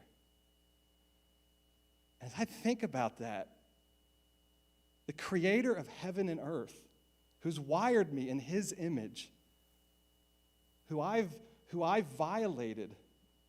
The song Homecoming right now, what a powerful song. If you listen to that song, one of the very first lines says, I am bound in shackles that I purchased. But I think that woman is now having an honest realization of when God says, where are you? I think she understands where she's at. And then Jesus sits in the dirt, and I imagine this picture because I've been a stubborn ass at times. May I say that in the church? Am I allowed to? I've been that. And when you're locked in and entrenched, do you just walk away? Those guys are entrenched. They're taking Jesus on. They've got stones and they're ready to go. They don't just say, oh, you're so wise, Jesus, I'm out of here. I picture them standing there for a season, a period of time. And one by one, they're probably like, okay, I've lost. We don't like to give up that, I've lost. Drop the rock, and then they walk. And that's when Jesus picks her up and says, where are your accusers? They're not here. They don't accuse you, neither do I. Now go and live free. This is not the way you want to live. Go and sin no more. That's the gospel. That's the work of the factory. That's your work as a pastor and a church leader. And so I scratched stuff down. Like, I'm going to change the way I'm not going to sit here and give a big pitch about the factory. You guys have the stuff there in print. I want to encourage your hearts to walk in the gospel, to understand that you are fearfully and wonderfully made and put together without mistake. And yes, sin is a reality of our lives, and we make choices, and God gives the invitation to say, where are you? And he's there in the dirt with you to stand up for you and say, let's go live life to the full. And guys, when we understand that, I think that's the gift. With the gift that I have been given of walking with individuals in poverty, is I get to see that play out day in and day out. And I ask God regularly, do not harden my heart. Do not harden my heart to what I've been given. Because I'm one mistake away from sitting broken, under-resourced, without hope. So I encourage you with that. Thank you for what you guys do. It's been a tough 2 years. I will say this as I pray. I want to pray for you guys. Because of my role, we support the church. We say all the time, we're not here to, we would love to be out of business. Say all the time, I would love to not exist. Absolutely love it. And our board, and we talk regularly, what decisions do we make to lead in that direction? So I sit with a lot of pastors. I have heard more times than I care to recount over the last 2 years, I've never thought about quitting like I have right now. I have friends that have walked away, that are beat up and abused. So let me pray for you. May I do that? Pray for lunch, pray for you guys. I did, what's that? Pray for lunch as well. A glorious chicken that we're about to eat. I did give you a factory prints. One thing I just want to give a quick pitch. We have worked very, very hard. John mentioned some of the tensions. We're in those tensions, and we face all the time funding realities. We were given that building up the street. When you go 1.4 miles that way, that building was given to us for $1. It's an old building, built in 1927. We are working our tails off to say it's got to be sustainable because it is. We pay $4,000 to $6,000 a month in electric, and so looking to Grace Point to say, Tim, we need your help. And they support us and walk with us, but we want their money to be going directly to people, not paying a $4,000 a month electric bill. So we've been working our tails off to get that building updated and modernized and sustainable, driving revenue out of the building. One of the things we've done is open up a print shop. Full service. So the material you'll see in your hands was printed by us. So we are full service print shop, digital print. So just want to throw that out. If we can print for you in any way, we would love to do that. So let me pray for you, pray for lunch. And any other instructions? No? Okay. Father, thank you for your grace and mercy. Thank you for each individual sitting here and their desire to come out on a Saturday when they could be home knocking things off their list or getting ready to watch Penn State or just hanging out with family or friends. Or God, they come out here and sit down and talk about what it is to make a difference in their communities, what it is to walk with those that are facing housing insecurity and food insecurities, and what it is to journey with people. God, thank you for that. Thank you for their courage to step into leadership and try and make a difference. Pray you'd encourage their hearts, whatever it is they might be facing, whether it's from their boards or from someone in their congregation, or just maybe their marriage or a relationship with their kids or siblings. God, would you encourage them? And God, encourage us with this beautiful message of hope. We're created in your image. We're wired to rule and to reign. Life has taken it out of us. And God, your invitation is saying, hey, where are you? Come home. I'll sit in the dirt with you, and then we're going to stand up and walk out of here. God, thank you for that message of hope, of life, and help us as ministers of the gospel to not get sidetracked with all the other things that we can preach on and talk about and center in on. But God, may we continue to let that message be the tip of our spear and run hard at this world with a heart wide open. God, thanks for Jonathan and his leadership and AMEC and Jesse. Thanks for John Ashmen and his time to come out here, and even the investment he put into our team yesterday and other local hubs and missions here in the community. And God, now I just pray for this time of food. Thank you for Chick-fil-A, for chicken, and God, the joy that we can have as we gather around the table together. In Jesus' name, amen. Amen. Thank you, Adam. And thank you again for coming. God bless. We move all the way back in the lobby, downstairs, right? And we have everything ready to go, Jesse? Everything's ready. We have sandwiches. There's salad, fruit salad, cookies, sweet tea, and water.